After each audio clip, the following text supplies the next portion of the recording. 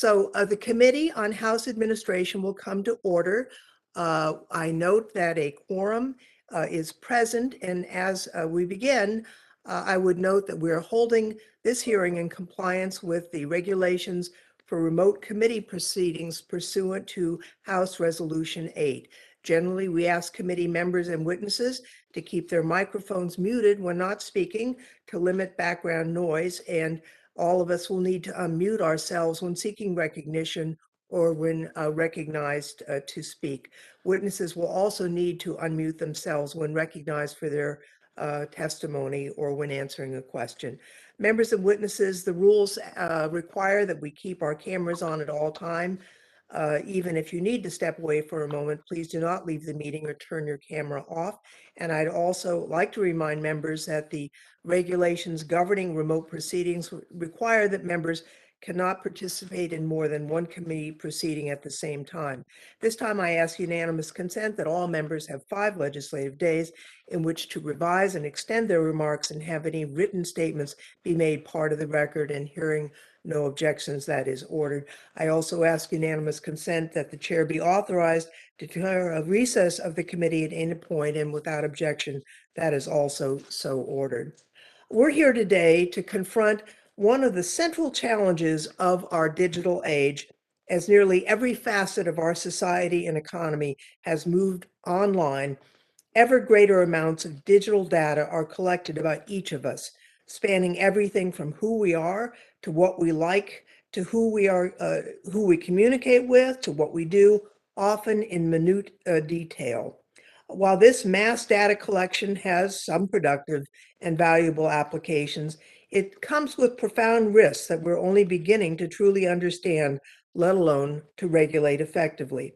Privacy, as it's conventionally understood, means control over one's own personal information and the freedom to decide what to share with whom and how. We're all familiar with the classic privacy harms, whether it's government surveillance, identity theft, and other economic crimes, or the social and economic harm that can befall us when some intimate details of our life become public against our will. All of these risks are still very much at play today with the rise of the internet and data-centric business models of many online firms. However, in some ways, privacy has become a catch-all term for a larger and even more profound set of potential risks, some of which are truly novel or at least fundamentally different in the digital age. What does it mean for our basic autonomy as individuals when both the government and private companies can amass large profiles about each of us and use them to predict and even potentially manipulate our behavior? What does it mean for our economy when some of the most popular online products and services revolve around opaque data collection and personalization? And what does it mean for our democracy when these data practices shape the public discourse and the flow of news and information? And what does it mean that as individuals and internet users, we have little or no meaningful ability or visibility into how any of this really works, let alone genuine control over it? The American public has long been deeply concerned about these questions. For example, in 2020, the Pew Research Center found that half of Americans had limited specific online activities out of privacy fears. The same year, another poll found that 88% are frustrated that they don't have more control over their personal information online. And I'll note that these fears cut across many divisions in our society: economic, racial, geographic, and partisan. For all these reasons, the time for a comprehensive federal policy framework is long overdue. There have been many proposals and lots of talk, but little or no action or clear progress. I'll note that Representatives Anna Eshoo and I have introduced the Online Privacy Act in several Congresses, including this one. This legislation sets forth the most thorough and aggressive set of privacy rights among the major proposals, with the clearest restrictions on a wide variety of abusive and troubling data practices and the strongest mechanisms to enforce the law and make digital privacy rights more than just an abstraction. The Online Privacy Act also contains a set of privacy obligations on legislative branch agencies that this committee oversees, requiring the Government Printing Office, the Library of Congress, the Smithsonian, and the Chief Administrative Officer of the House to each identify concrete privacy risks in their operations and to take appropriate remedial steps. Many of the risks and policy questions around data cut across both public and private sectors. We can take lessons from both in determining the best ways to address them. And I'm hopeful that today's hearing will not only advance this conversation, but also reinvigorate congressional attention on digital privacy toward the ultimate enactment of major reforms. With that, I'm now pleased to recognize our ranking member, Congressman Rodney Davis, for any comments that he would like to make. Welcome, Rodney.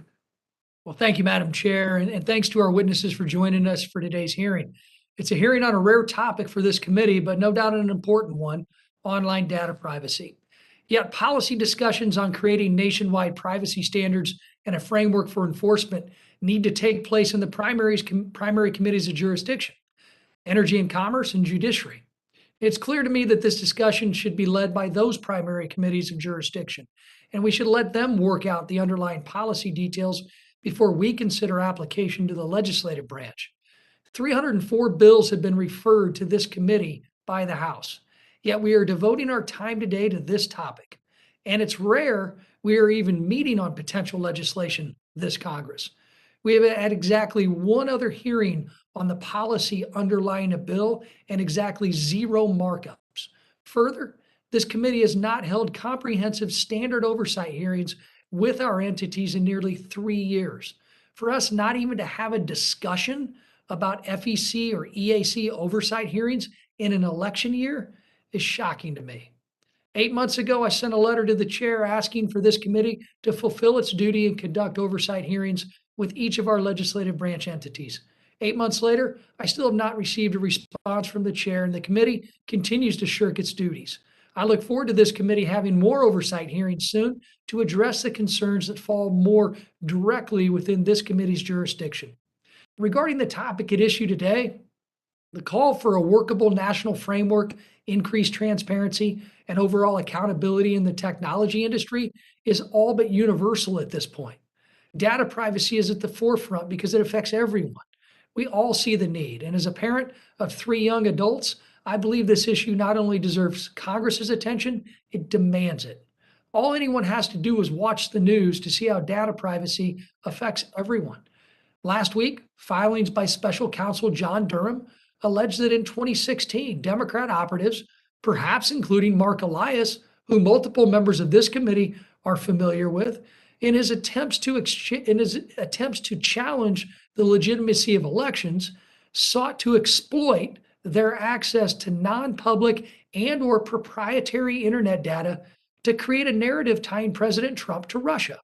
In the words of one outlet, to infiltrate Trump Tower and White House servers to link Trump to Russia. Talk about an election subversion. Unbelievable. So a responsible and workable nationwide solution for data privacy that can protect Americans' privacy and also curb bad political actors from attempting to subvert our political discourse is necessary. I know that our chair has a special interest in this topic, and I imagine that her desire to raise the profile of her legislation is why we are here today. So let's discuss it. I spoke with my good friend ENC Ranking Member Kathy McMorris Rogers, since her committee would be primary, and she offered me a lot of good thoughts, things I assumed she would say if this hearing were before her committee, where it belongs first. First, we share more personal information online now than ever before. As the internet has grown, so has the opportunity for our personal information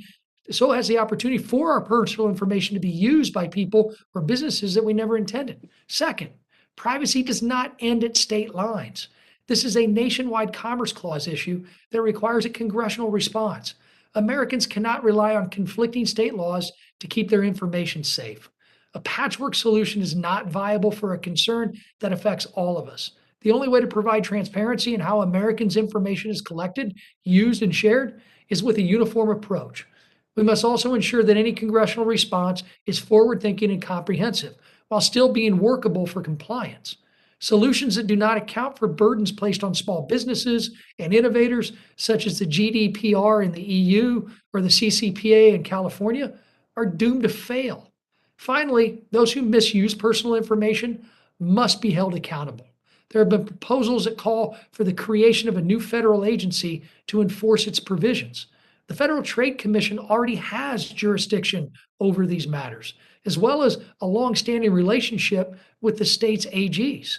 Creating a new agency to do the FTC's job is bureaucratic waste at the highest level. Americans' call for a comprehensive solution to big data privacy issues is loud and clear, and they deserve an answer that is built with bipartisan buy-in, transparency, and accountability. Even though this committee isn't where we should be hosting this portion of this discussion, I'm actually looking forward to today's panels, and I yield back. The gentleman yields back. I just would note for the record that the committee's jurisdiction is generally determined by House rules, specifically House Rule 10, and this committee has been, along with other committees, assigned a jurisdiction. I want to thank the ranking member for his comments, and I would also like to recognize our first witness, who is someone who has led the U.S. Government Publishing Office with great distinction of late. He is the 28th person to lead the GPO since it opened its doors in 1861 and has served in this role in 2019. Hugh Nathaniel Halpern was selected this month. The GPO was selected as one of the best employers in the country, ranking first on Forbes' list of mid-sized agencies in government services. And I really do think, Hugh, that it is a reflection on your leadership as well as your fine staff at the GPO. As you know, this is not your first time to be a witness. Your entire written statement will be made part of the record, and we would ask that you summarize your testimony in about 5 minutes. So, Mr. Halpern, you are now recognized for 5 minutes. Thank you so much, and thank you for acknowledging the achievement of making that Forbes list. I'll take some credit if it's assigned, but it really belongs to the men and women here at GPO. So, thank you so much for having me today, both to the chair and to the ranking member and all of the members of the committee.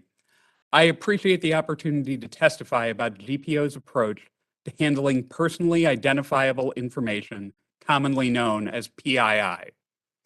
On behalf of GPO's more than 1,500 craftspeople and professionals, know that we take our responsibility seriously to protect PII every day. GPO operates as a hybrid. It's a government agency that operates as a business, complete with customers, products, and profit and loss. Thus, we face many of the same kinds of problems facing private sector firms when it comes to the handling of PII. GPO is entrusted with PII belonging to our teammates, customers, and by nature of our business, the general public. Robust protection of PII is critical to building trust with our customers and stakeholders. Without that trust, we can never achieve our vision of an America informed. GPO operates a privacy program overseen by our privacy officer and our information technology business unit. This program establishes a framework for the protection of PII itself, regardless of how it is stored, as well as the protection of related information systems. The program has several fundamental principles. First, access to PII is limited to only those agency teammates and contractors with a specific need. Second, each business unit has someone who is responsible for the privacy function and answers to that business unit's leadership. Third, any GPO teammate or contractor that suspects a breach in PII security is obligated to report the problem as soon as possible. And fourth, violations will be addressed by appropriate corrective action including termination for our teammates, debarment for contractors, and criminal prosecution if appropriate. While my written testimony goes into more detail as to how this program works, today I'd like to talk about 3 separate examples of privacy issues at GPO and how we deal with them. First, GPO and its print procurement contractors produce materials that require the use of PII. For instance, GPO's Security and Intelligent Documents Unit manufactures and personalizes trusted traveler smart cards, such as the Global Entry Card used at border crossings for identification and for expedited processing. By the very nature of these products, GPO must handle vast amounts of highly sensitive PII within our systems.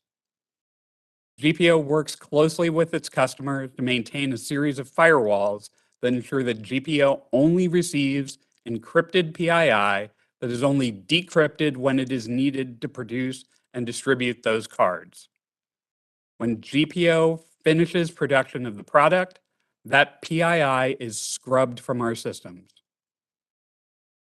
You can't leak information you don't have.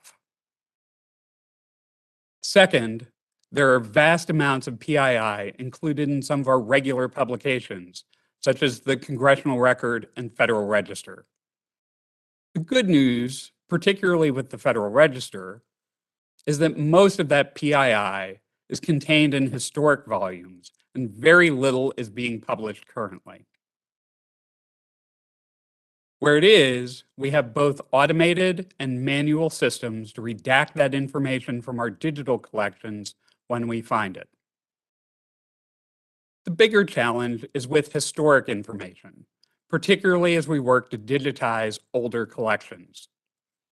For instance, at one time it was common for the Department of Defense to include military officers' Social Security numbers on promotion lists later printed in the Congressional Record.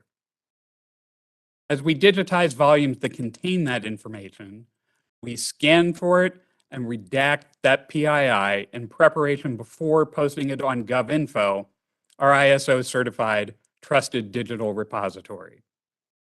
And while we alert our partners when we find PII in tangible collections that we don't possess ourselves, we do not have the resources to visit every collection across the country and manually redact that information. The third and final category are instances where the information is not quite PII, but is information that people don't want easily accessible on the internet. This comes up most often with our collection of US court opinions on GovInfo, and that is the repository's single largest collection of data. It's understandable that some parties of federal court cases may not want that information to be easily accessible, and they often come to GPO asking us to remove that opinion from our collection. However, it's important to remember that GPO is only making that data accessible, and it is not our data. Our Library Services Division refers individuals to petition the owner of the data, the Administrative Office of the US Courts, to have the opinion sealed and removed from our systems if the judge determines that public disclosure is problematic. I hope that this overview of our operations was helpful in your exploration of this critical issue. I look forward to answering any questions you may have and assisting the committee with its inquiry. Thank you so much. Thank you so much, Director Halpern. It's great to hear this testimony. Now is the time when members can ask questions, and we'll turn first to the ranking member, Mr. Davis, for 5 minutes of his questions. You'd think I know how to work the mute button right now, Madam Chair. I apologize for the delay. Hugh, great to see you, man. You too. I looked the last time you were called to testify before this committee was on March 3rd of 2020, nearly Yep. 2 full years ago. It's nice to finally have you back, but I wish it was to get a comprehensive update on GPO's operations and the initiatives you've launched and successes you've had, as well as the agency's health post-pandemic. Unfortunately, we're here to talk about a much narrower topic, but one that GPO clearly excels at, and that's protecting the PII, the personally identifying information you spoke about, in its work to print passports, create global entry cards, and in other sensitive projects. In your testimony, you shared the impressive work GPO has undertaken to follow the recommendations laid out by the National Institute of Standards and Technology and their guide to protecting the confidentiality of PII. Do you currently believe that you, as the director of GPO, have all the necessary authority to continue a high level of excellence in protecting PII? Thanks so much for the question. The short answer is, at the moment, I think we do. We've got the authority we need to work with our customers to design systems that protect the PII that they give us, and in our relationship with our own vendors, whether that's a contractor that we hire on behalf of the executive branch for work that they're doing for the IRS or other government agencies, that we are able to construct systems that protect that level of PII. One of the things that we have to remain really vigilant about is the PII of our own teammates. And frankly, if there was a large body of PII that the agency maintains, that's it. It's our payroll information, it's our time and attendance information, it's our personnel files. And we work both with folks here in the building and with our vendors over at the Department of Agriculture who handle our payroll and other systems to make sure that that information is protected. And we're doing our level best to protect the nearly 1,600 people who work here at GPO from running into any problems, as well as the information of anybody who is working with GPO or working with our customers. Great. How often is GPO's privacy program reassessed or updated to remain at this high level of effectiveness? So it's constantly undergoing assessment. The directive that governs our privacy program is supposed to be reviewed, I believe, every 3 years. But we are constantly going through our policies, our procedures, and our actual practices to make sure that we're doing our level best. And that's both on the digital side, where we have an extremely competent team on our information technology team, but also just with our safety and security team. Now, I get an update 3-4 times a year as our safety and security team walks the building to make sure that things are ship-shape. And I can tell you, they have flagged folks who have inadvertently left PII sitting on their desk, not having it stored properly. So it's a good reminder to all of us that we need to be proactive in protecting this information, whether it's digitally or tangibly here in the real world. I couldn't agree more. One last question. What does GPO learn from the OPM breach that happened several years ago?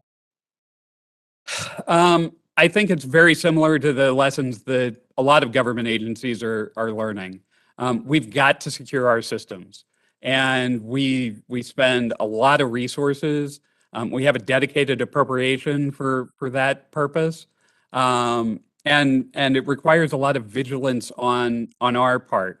And knock on wood, thank God, certainly during my tenure here, we have not had anything that even indicated that folks were close to a breach of those kinds of systems.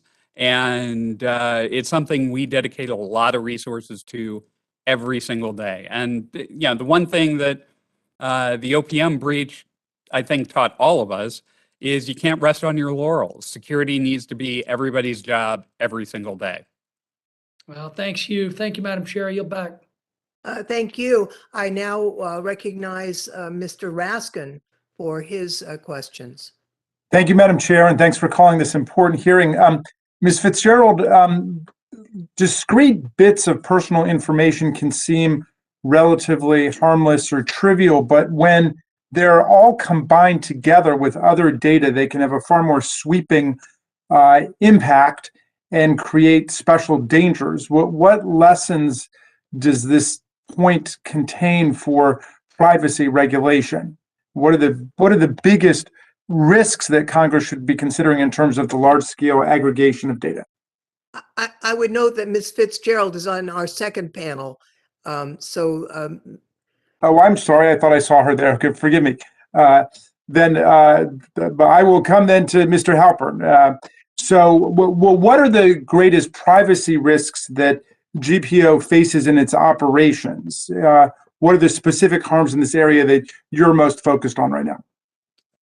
Well, as I was saying, I think the largest single trove that we maintain over a longer period of time is our employees' own data. And that's something that we are focused very, very closely on protecting. Most of the other places where we have PII, and we need to focus on that, we have developed systems to make sure that we are holding on to that PII for the minimum amount of time possible. So for instance, in the example I used with the global entry card, we literally have a contractor sitting on the other side of the wall from our smart card manufacturing facility, who will send the encrypted data that we'll need to produce those cards into the smart card room. We will utilize that information to produce those cards and then scrub that from our systems, send it back to the customer once we're done with it, so that we're not holding on to any more data than we need. Our biggest problem in terms of other folks' data is really historical data. And as we fulfill, I think, the greater public good of working backwards and trying to digitize old records, we're going to find more PII because, frankly, 20, 30 years ago, folks were a lot less conscious about what they were putting in a congressional hearing or the congressional record or the Federal Register. Because those were all tangible documents, it was a lot harder for somebody to get that information and then to do something with it because the internet just wasn't developed as it is now. We've got a program in place to scan for PII in those older documents, and as we digitize them, we're working to redact that from our digital collections. Thank you for that. I know that GPO routinely publishes documents and information that originate elsewhere in the federal government. So you are not the original custodian and source of all the information you publish. And so how does this affect your privacy policies and practices? So we are often the middle person in this transaction. And the good example is the one I gave in my testimony about U.S. court opinions. As you can well imagine, there are a lot of opinions that folks may not be happy are out there in the world or easily searchable. And while, as a general matter, that serves a greater public good, there is that problem with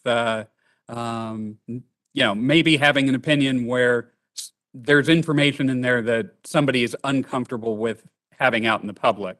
So what we've done is we have a number of different places. If you go to gpo.gov/privacy, it talks about our entire privacy program, including who you need to talk to over at the Administrative Office of U.S. Courts to deal with a court document that may have issues. Similarly, just a few years ago, we revamped our Ask GPO system, which is now powered by a modern contact management system.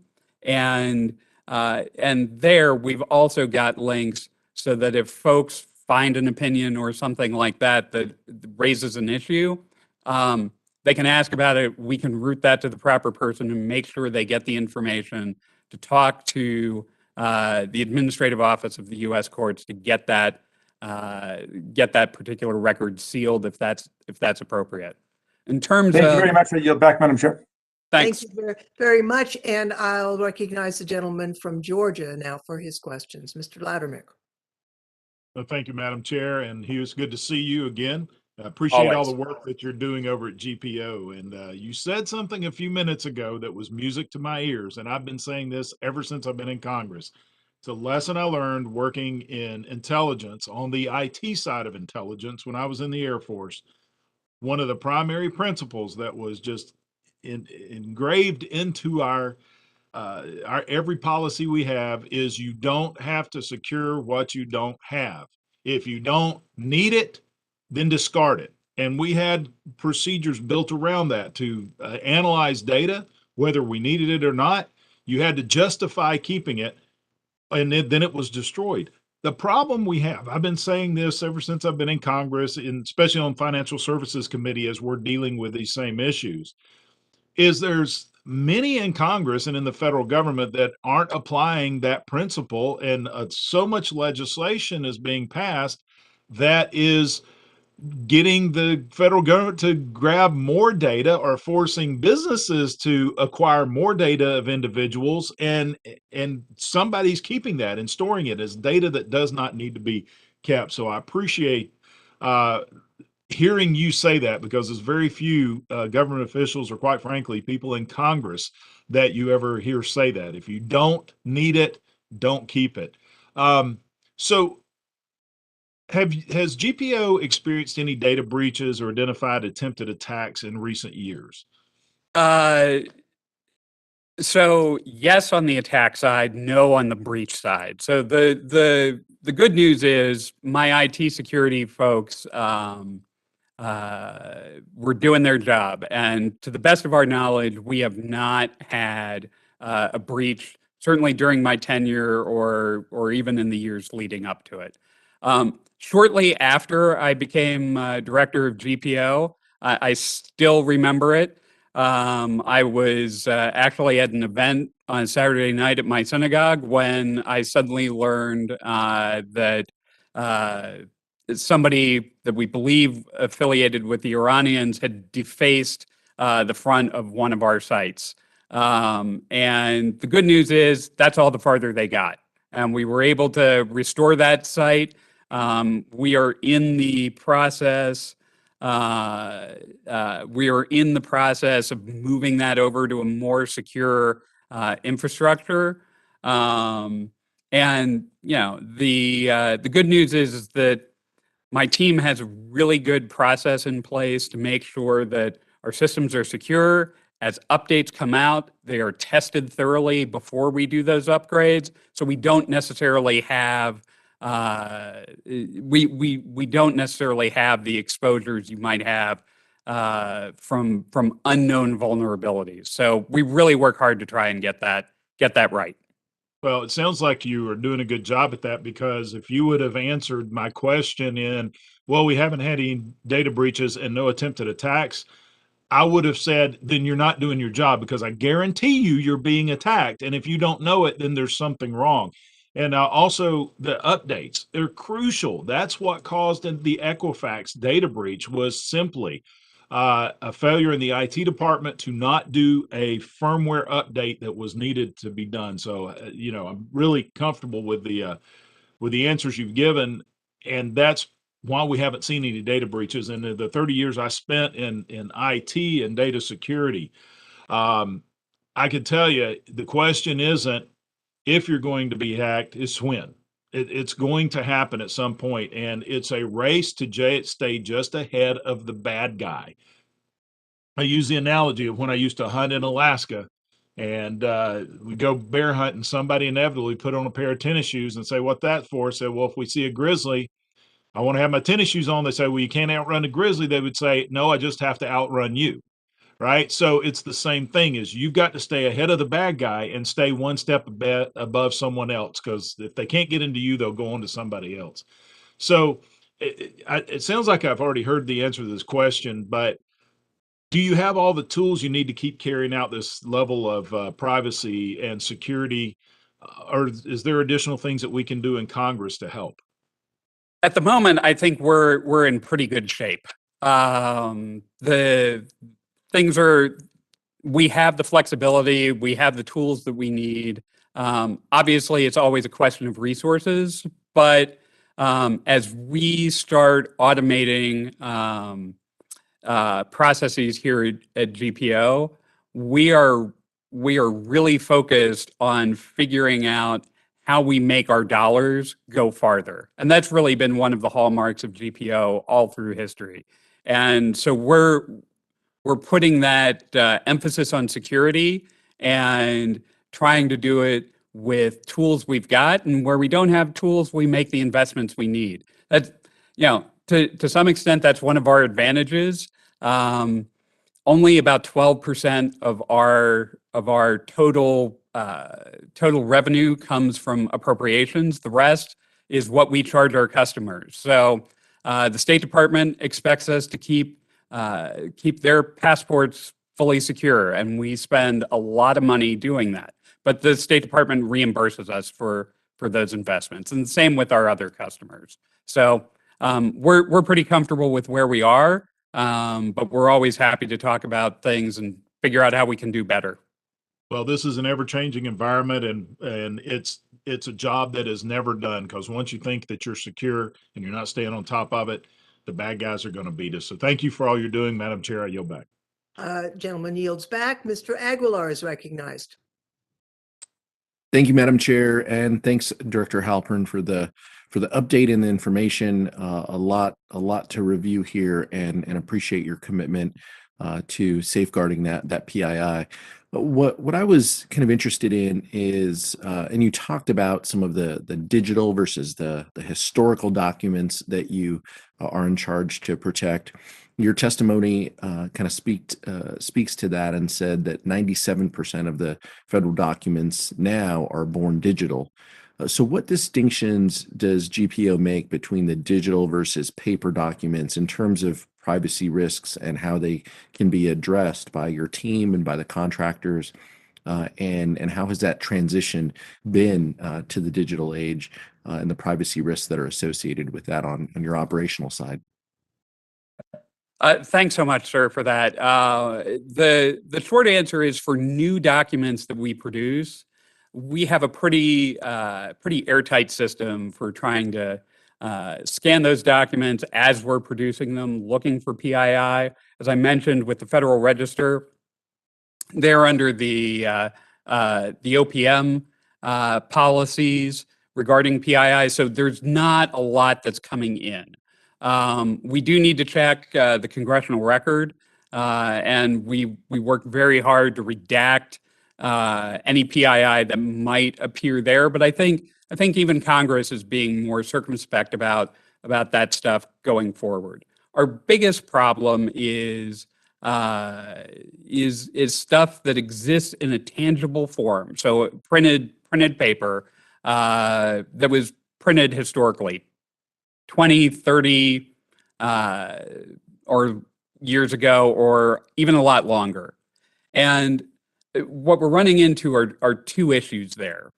One is, as we're trying to digitize that information. So we're taking committee hearings from the 70s or the 80s and trying to digitize those and put them on GovInfo. There, both our contractor and our library team are looking at those documents where they see and where they catch PII. We're redacting that from the digital copies that go online. When it comes to those paper documents, we simply don't have the capacity to literally travel the world to find every copy of the congressional record from the late 1800s forward, check those volumes for PII, and redact them. So we are, in some respects, reliant on our partners, the Federal Depository Libraries, and our other libraries across the world where a lot of this information goes. But that said, as I mentioned before, I think because that information is comparatively hard to access, you need to go to a physical place and you need to open a physical volume to find that. because it's harder to access, that's actually a little bit lower of a threat than what's going out in the digital domain. It's not a zero threat, but and where we find PII, we make an effort to try and redact it, but we just don't have the resources in terms of people, money, and all of those kinds of things to do a full scrub for every place where one of these paper documents might exist in the world. Understood. And how do you kind of keep what's the digital kind of hygiene? How do you stay ahead of that evolving threats and the digital privacy landscape piece of it? Is it through the OPM guidance? Is it through contractors, or how do you kind of stay ahead of the risks that are in front of you? So one of the great things about being a legislative branch agency is we can take the best practices all across the government. We are not necessarily confined by what OPM provides. I know that our IT security team both works with the other CISOs here in the legislative branch, as well as broader across the government. As we do work for our other federal customers, we're obviously talking to them, figuring out what their requirements are and how we can meet those. So there's a variety of avenues for us to be exposed to the sort of changing landscape and what folks' requirements are. And we're always going to make sure that our systems are designed in such a way as to protect the security of those documents. Whether it's producing smart cards, whether it's the US passport, one of the reasons that they come to GPO is because we can produce those documents securely in government facilities with the highest quality you're going to find any place in the world, and do it at a reasonable price and in a reasonable time frame. So Thanks. we think we've got some advantages there. Thank you so much. I appreciate it. Yield back, Madam Chair. Thank you. Mr. Stile is now recognized. Thank you very much, Madam Chairwoman. Mr. Halperin, appreciate you being here today.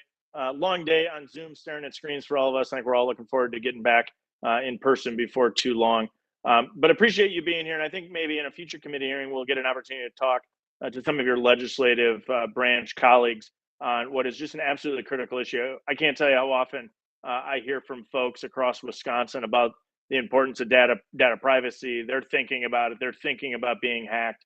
There's actually really a timely political article that came out just a little bit ago talking about our reporters being hacked through apps.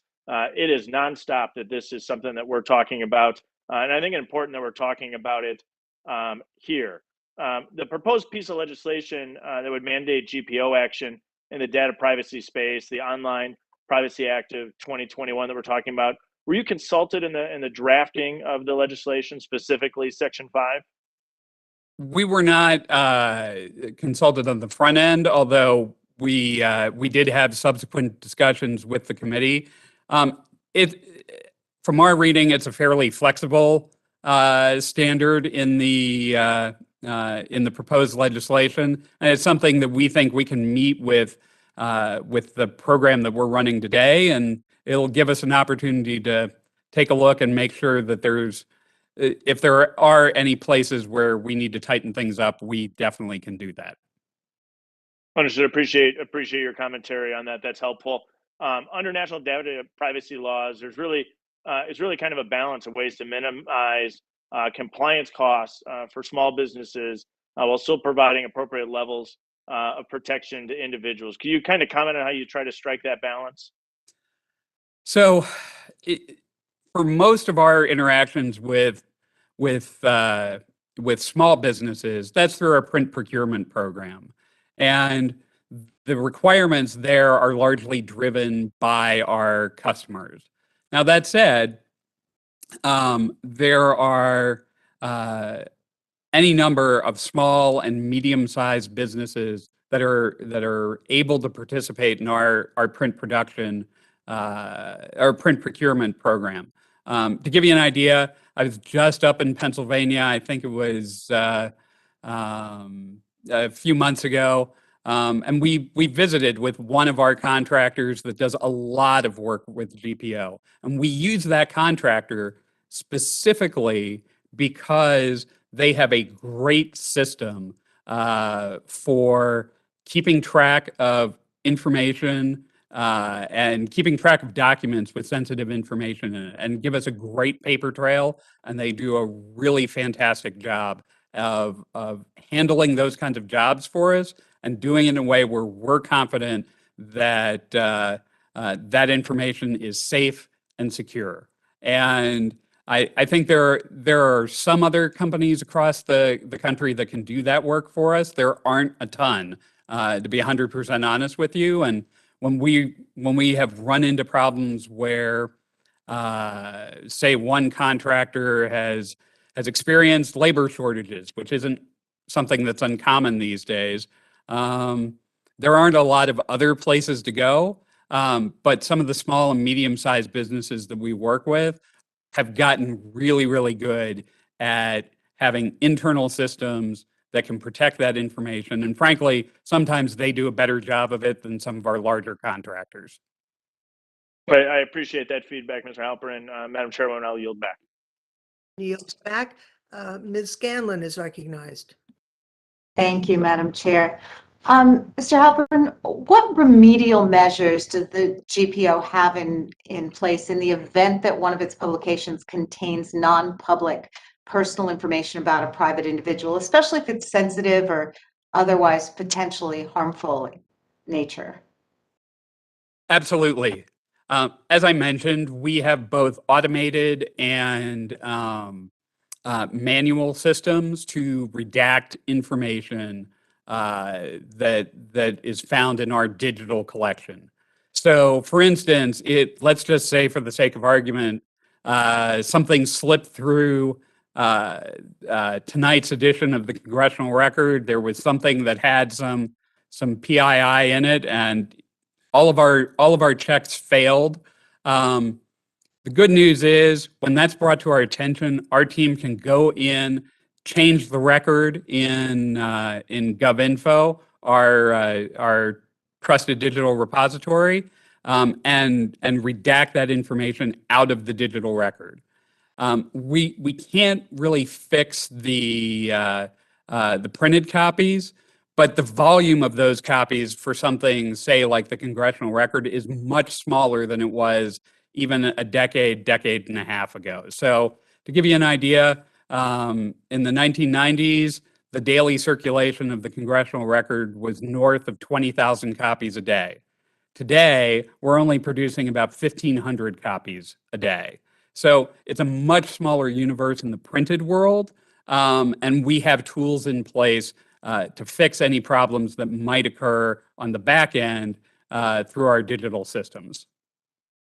I mean, when you were talking about the court systems, that kind of caught my attention because that's where I spent my pre-congressional career.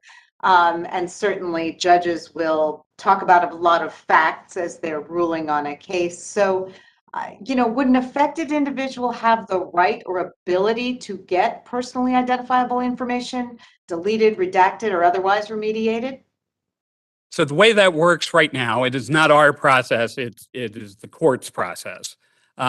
So they can petition the administrative office of the U.S. courts, and it's up to the judge to decide whether or not to seal those particular records or parts of a record. And depending on that decision, we'll either pull the record out of GovInfo or put in a redacted version, depending on what the constraints are of the judge's order.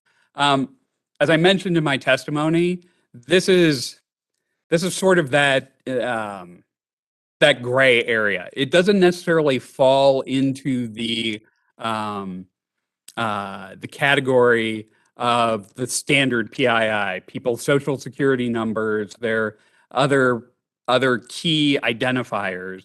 But it may describe facts that somebody's uncomfortable with. And in those kind of cases, we are not going to be the best folks to make a decision as to whether that needs to stay in the public domain or it needs to be removed. the judge who was involved in that case or another judge really needs to be the person who makes that decision. And depending on what that decision is, we will act accordingly. Well, if it was something within your domain, is there currently a right of an individual to be able to get personally identifiable information redacted? If, for example, a social security number or a, I don't know, a credit card number or something somehow had slipped through, is there a right to have it removed? I can get back to you on what the statutory background is on that. I can tell you for GPO's policies and directives, if we come across that information and have the ability to redact it primarily from our digital collection, we're going to do so. And if somebody brings that to our attention, it may not be the person whose information that is, could be a third party. But if we become aware of that and we we agree that that's PII, we'll make the effort to redact that from the digital side. Okay, thank you. Madam Chair, I yield back. Thank you. I now recognize the gentlelady from New Mexico. Thank you so very much, Chairwoman Lofgren, and thank you for holding this hearing, because I can tell you that this issue comes up a lot as I talk to my constituents. They are concerned, and we are concerned with regards to the manner in which our data is protected. Director Halpern, I truly appreciated your comments about how protection of our personal data held by the government is linked to people's trust in our government. And I think you'd agree that this link will only grow stronger as more of our lives move into the digital space. I also appreciated your comments about how GPO and other federal agencies are discussing best practices with each other. Do you believe that, can you elaborate a bit more on what we are doing here at the legislative branch that we might strengthen based on the information you're hearing and sharing with the other federal agencies, so that we can make sure that we have those protections against the cyber attacks, as well as protecting individuals' personal information as you described it? Sure, I'll do my best. It happens on a number of different axes is probably the best way to think of it. As I mentioned before, our computer information security folks have a lot of back and forth, and there's a lot of discussion about what are those best practices, how do we secure our systems, and frankly, particularly with GPO and the Congress, there's a lot of interchange that occurs on a daily basis. You're sending us information, we're sending it back to you, and we're working with the library to make things available via congress.gov. So there's a lot of discussion about those particular flows, and frankly, what our CISOs are experiencing day to day. Where are these attacks coming from? How do you secure against them? And what are the appropriate countermeasures? The other area that we're working on is our obligation as an employer. So I just got the update this morning. Right now, we're at 1,547 people working directly for GPO, plus a few hundred contractors. We have an obligation to secure that information, payroll information, health information, all sorts of things. The Chief Administrative Officer of the House has a similar obligation. So our officials are talking all the time about how we maintain our systems, both from the cyber standpoint and from the more mundane operational standpoint. And like as I mentioned before, my safety and security team literally walks our building. We have 1 million square feet under roof. And we walk every inch of that building. And one of the things that they look for is there PII not being stored properly? That's a little bit harder to do in the congressional space. I spent 30 years working in the House, So it's a little bit different there.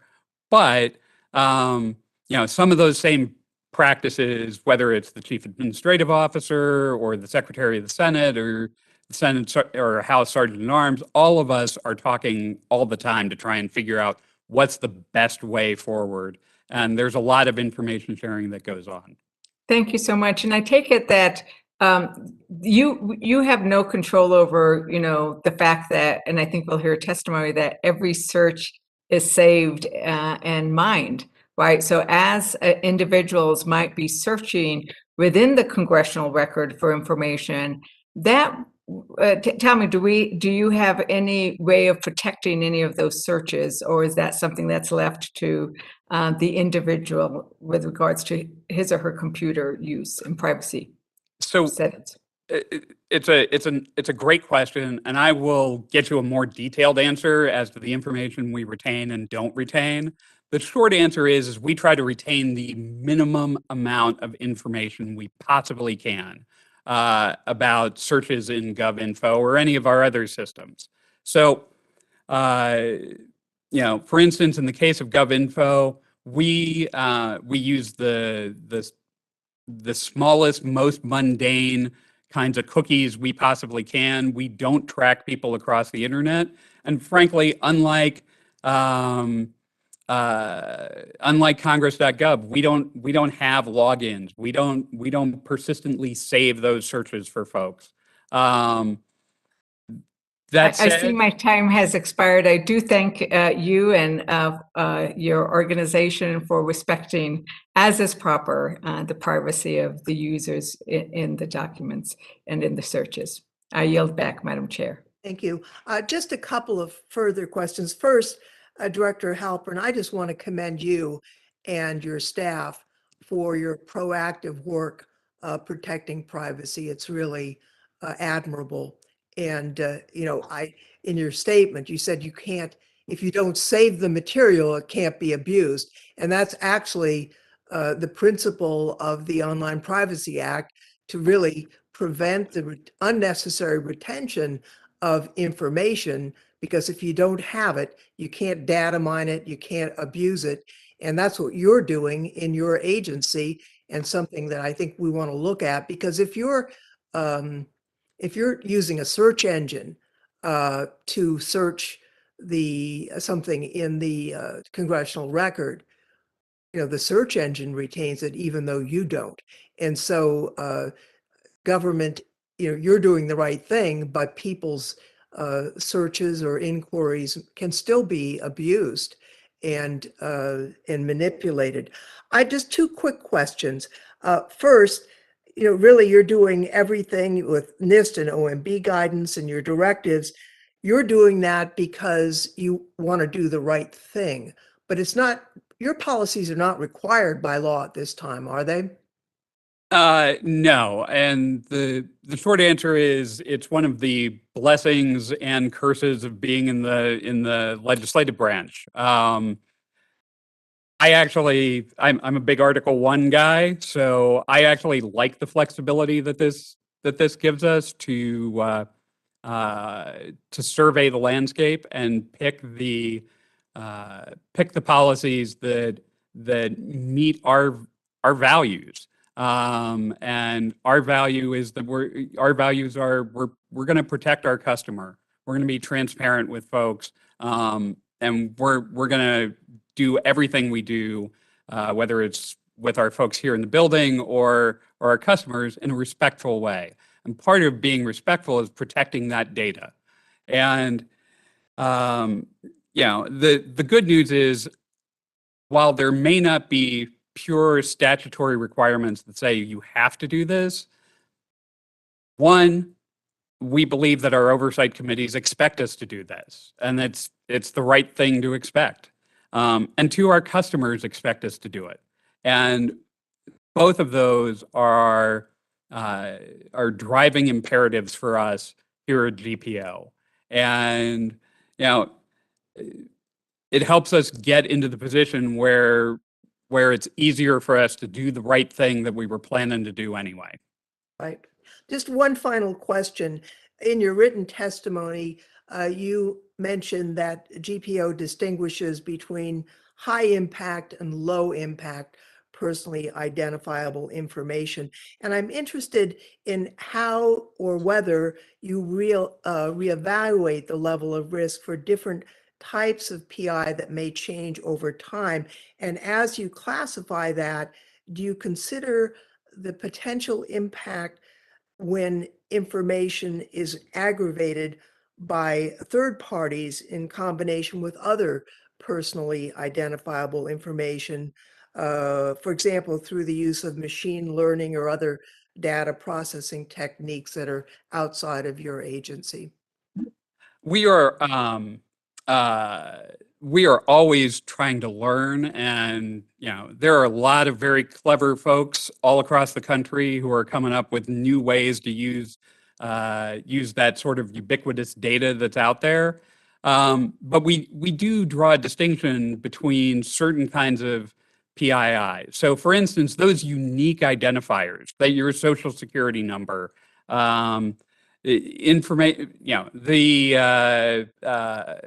the card numbers or passport numbers that the Department of State or Department of Homeland Security use. Those are really key pieces of information that have the potential to unlock so much else, including biometrics and a whole slew of other things. So we're going to work much harder to protect that information. Lower impact data are things like addresses, photos, names, and that stuff is really kind of ubiquitous. So, for instance, when you do a special order and you're congratulating the coach of your high school football team, you're going to call that person by their name, and that is PII. But we're not going to redact that from the congressional record because that, one, isn't a huge security risk, and two, if we did, it totally eviscerates the point right. of that special order. Exactly. So I want to thank you, Director Halpern, for your great testimony today. And as you know from your years here on the Hill, we do keep the record open if we have additional questions. So if that occurs, we'll send them right on to you, and I know you'll get back to us. I just want to thank you for being here with us today. It's been very informative, and please let your team know how much we think of them and how proud we are of them. thank you very much, ma'am. I really appreciate it. Thank you. We will now go to our second panel of witnesses, and let me briefly introduce them. First, we have Shoshana Zuboff, who is the Charles Edward Wilson Professor Emerita at Harvard Business School. Professor Zuboff is an internationally recognized expert and the author of several major works on digital privacy issues, such as In the Age of the Smart Machine, The Future of Work and Power, and The Support Economy, Why Corporations Are Failing Individuals, and the next episode of Capitalism. Her most recent book, The Age of Surveillance Capitalism, The Fight for a Human Future at the New Frontier of Power, investigates the new surveillance economy, which is driven by consumer data. Our next witness is Katrina Fitzgerald, who is the Deputy Director at the Electronic Privacy Information Center, or EPIC. She leads EPIC's policy work, working to advance strong privacy, open government, and algorithmic fairness and accountability laws.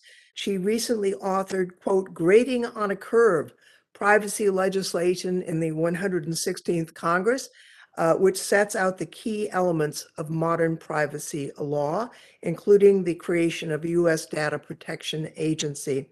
The next witness is Marshall Irwin, who is the Chief Security Officer of Mozilla, where he focuses on data security, privacy, and surveillance. He has previously worked as a counterterrorism and cybersecurity analyst, and has served as the counterterrorism and intelligence advisor to Senator Susan Collins on the Senate Homeland Security and Government Affairs Committee, and was the intelligence specialist at the Congressional Research Service. And finally, we have Daniel Castro, Vice President of the Information Technology and Innovation Foundation, or ITIF, and the Director of the Center for Data Innovation an ITIF-affiliated research institute focusing on the intersection of data, technology, and public policy. I'll remind the witnesses that your entire written statements, which by the way are excellent, will be included and made part of our permanent record, and that record will remain open for at least 5 days for additional material to be submitted. And we ask that you summarize your testimony in about 5 minutes so that the members of the committee will have time to pose questions to you. So first, Professor Zuboff, we'd love to hear from you. Members of the committee, I'm delighted to have, you've muted me out. I can Okay. hear you. Should I start again? Sure, go ahead. Chair Lofgren, Ranking Member Davis, and members of the committee, thank you so much for this opportunity to discuss the challenges of privacy law in a world without privacy. I have spent the last 43 years of my life studying the rise of the digital as an economic force that's driving our transformation into an information civilization. Over these last 2 decades, I've observed as the fledgling internet companies morphed into a sweeping surveillance-based economic order, founded on the premise that privacy must fall, and powered by economic operations that I have called surveillance capitalism. Surveillance capitalism maintains core elements of traditional capitalism: private property, commodification, market exchange, growth, and profit. But these cannot be realized without the technologies and social relations of surveillance. Hidden methods of observation secretly extract human experience, until recently considered private, and translate it into behavioral data. These methods operate outside of human awareness, engineered to do so, robbing actors of the right to know, and with it the right to combat. Ill-gotten human data are then immediately claimed as corporate property, private property, available for aggregation, computation, prediction, targeting, modification, and sales. The theory of surveillance capitalism challenges this property claim and redefines it as theft. Surveillance capitalism was invented at Google during the financial emergency of the dot-com bust. It migrated to Facebook, became the default model of the tech sector, and is now reordering diverse industries from insurance, retail, banking, and finance to agriculture, automobiles, education, healthcare, and much, much more. As one tech executive recently described it to me, all software design assumes that all data should be collected, and most of this occurs without the user's knowledge. All roads to economic and social participation now lead through surveillance capitalism's institutional terrain, a condition that has only intensified during these 2 years of global plague. The abdication of these spaces to surveillance capitalism has become the meta-crisis of every republic, because it obstructs solution to all the other crises for which we require information integrity and the sanctity of communications. The world's liberal democracies now confront a tragedy of the uncommons, as mission-critical information and communication spaces that most people have assumed to be public are now owned, operated, and mediated by private commercial interests for profit maximization, while almost entirely unconstrained by public law. No democracy can survive these conditions. The deficit I describe here reflects a larger pattern. The United States and the world's liberal democracies have thus far failed to construct a coherent political vision of a digital century that advances democratic values, principles, and government. While the Chinese, for example, in contrast, have focused on designing and deploying digital technologies in ways that advance their system of authoritarian rule. This failure left a void where democracy should be, leaving our citizens now to march naked into the third decade of surveillance capitalism without the rights, laws, and institutions necessary for a democratic digital future.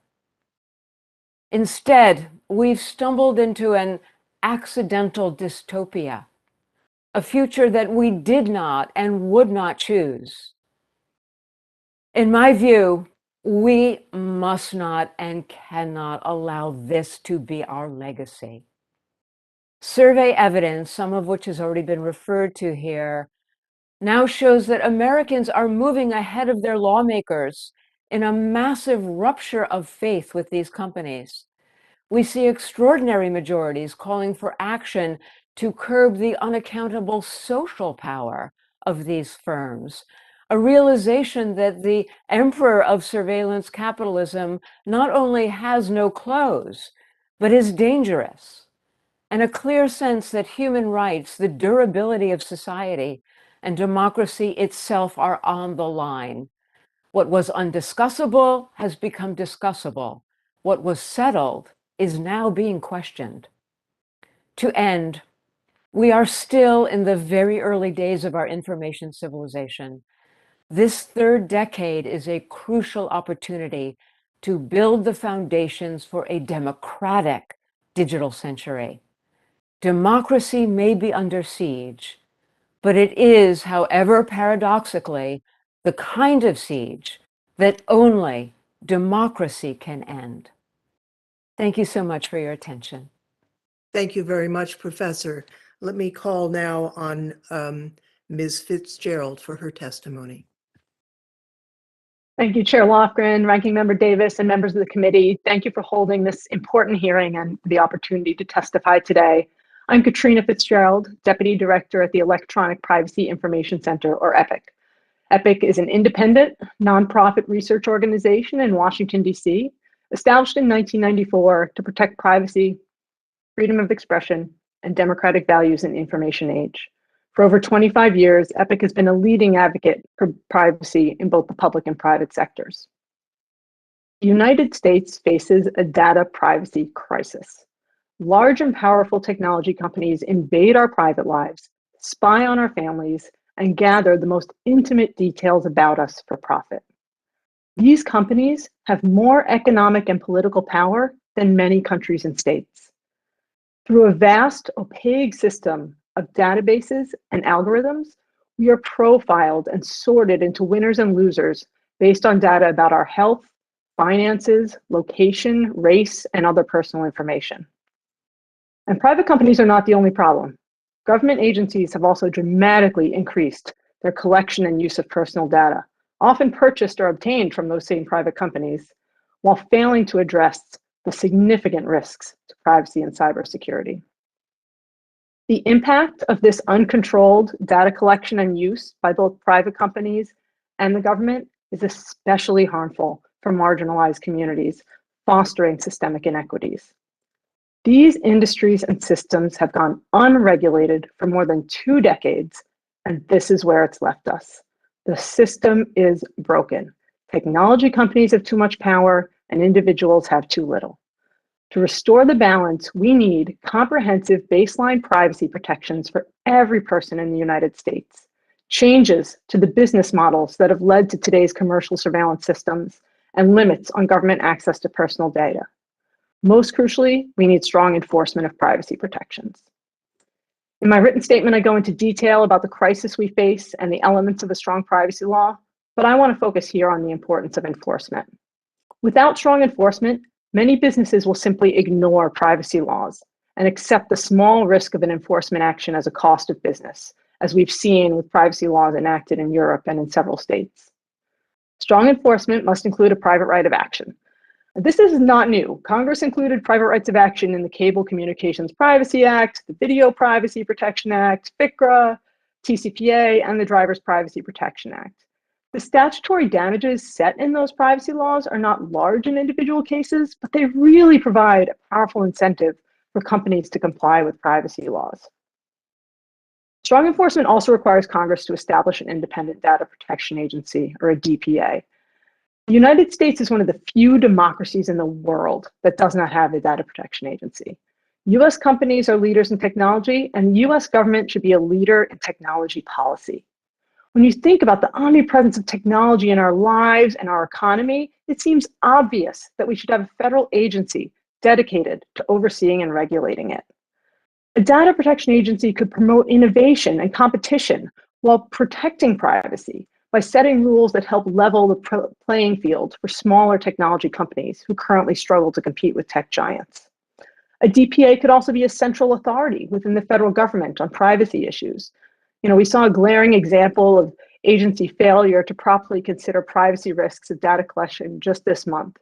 The IRS sparked outrage after reports surfaced that it had contracted with third-party vendor ID.me to require taxpayers to submit to facial recognition in order to access tax records online.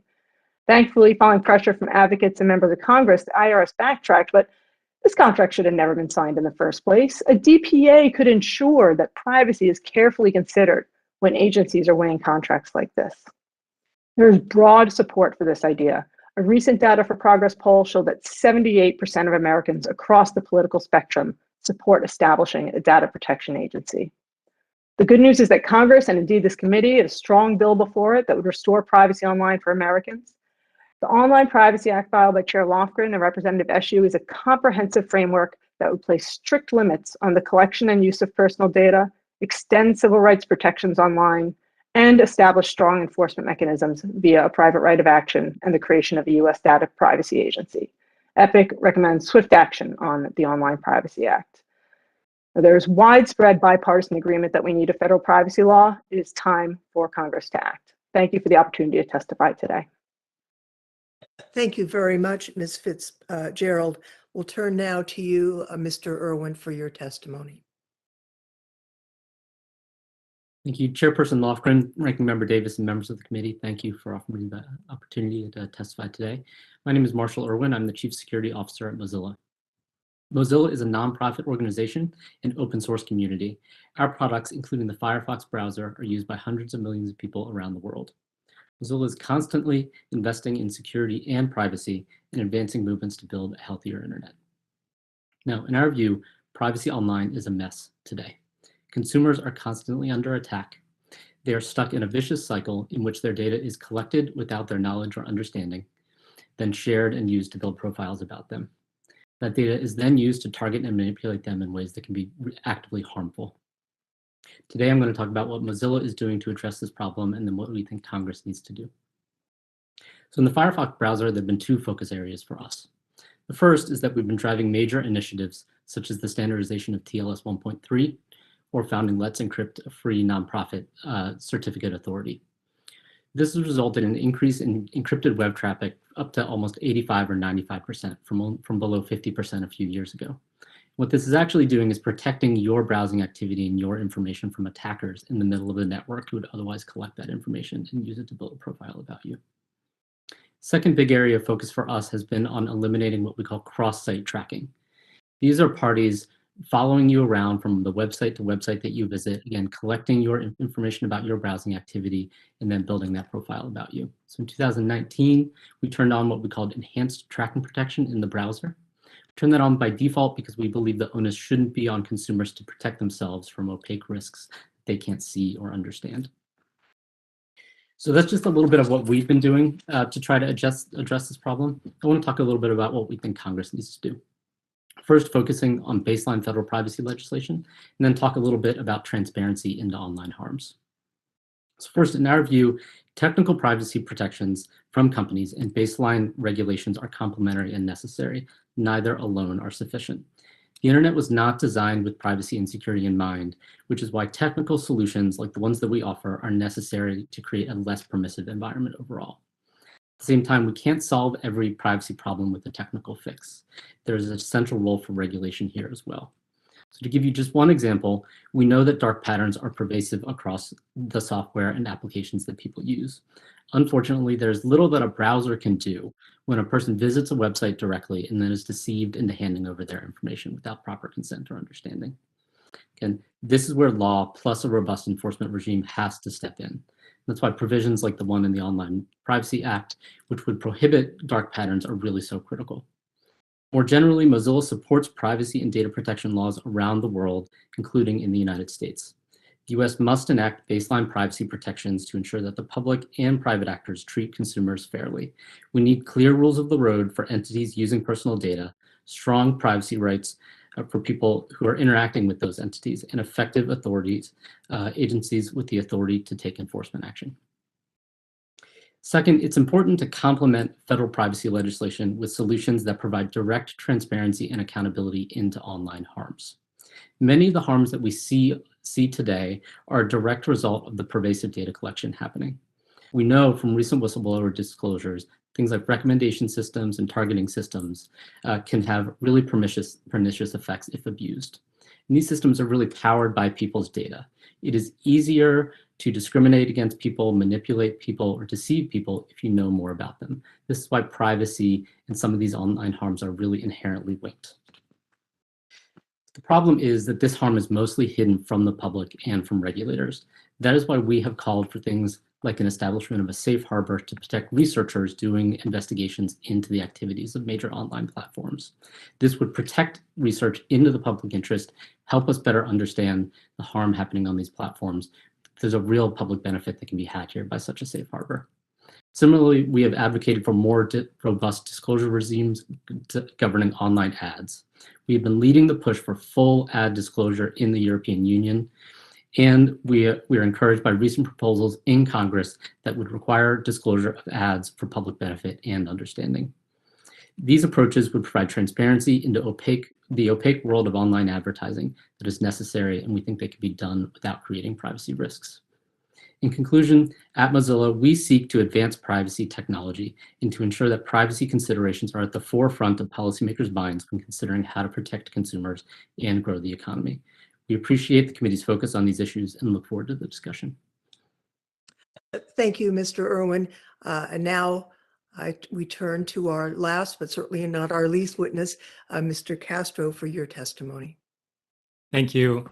Chairperson Lofgren, Ranking Member Davis, and members of the committee, I appreciate the invitation to speak with you today. U.S. data privacy is at a crossroads.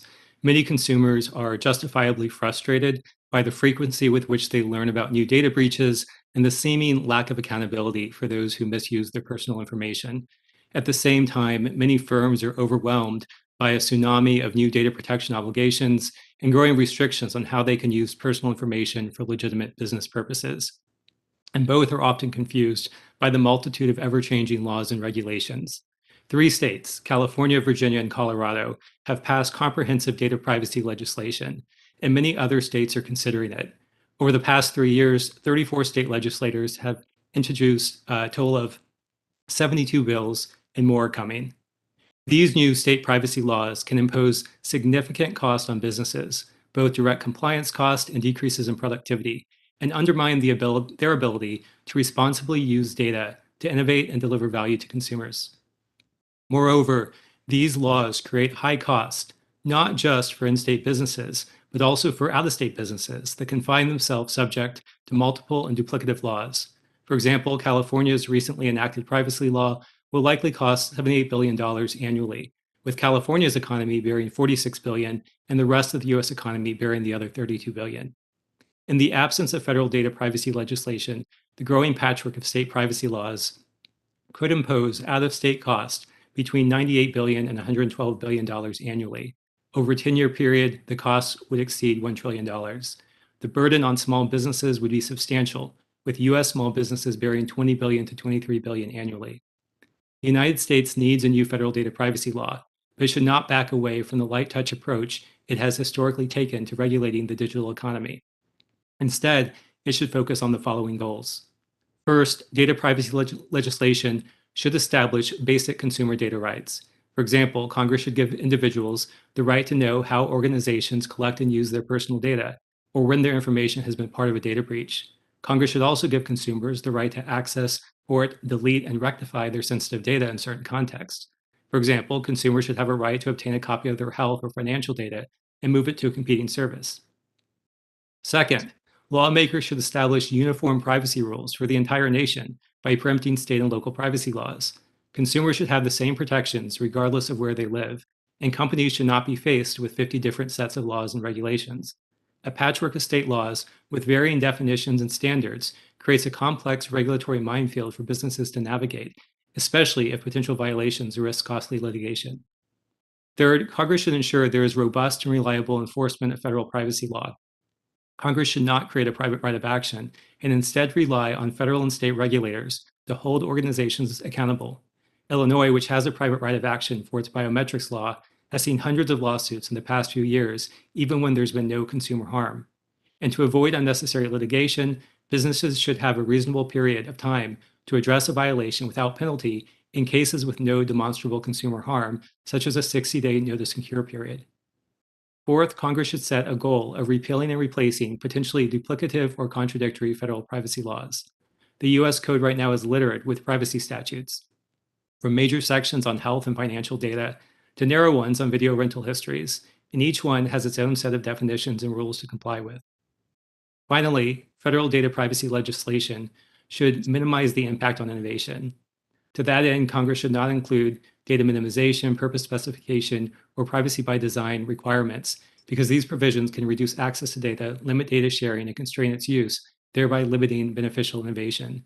Congress has the benefit of hindsight to avoid some of the problems found in other data privacy laws, particularly Europe's GDPR, or General Data Protection Regulation. The GDPR has imposed massive compliance costs on businesses, not only in the EU, but around the world. For example, Fortune 500 companies have spent nearly $8 billion to comply with the GDPR. And unfortunately, the GDPR has not delivered on many of its goals.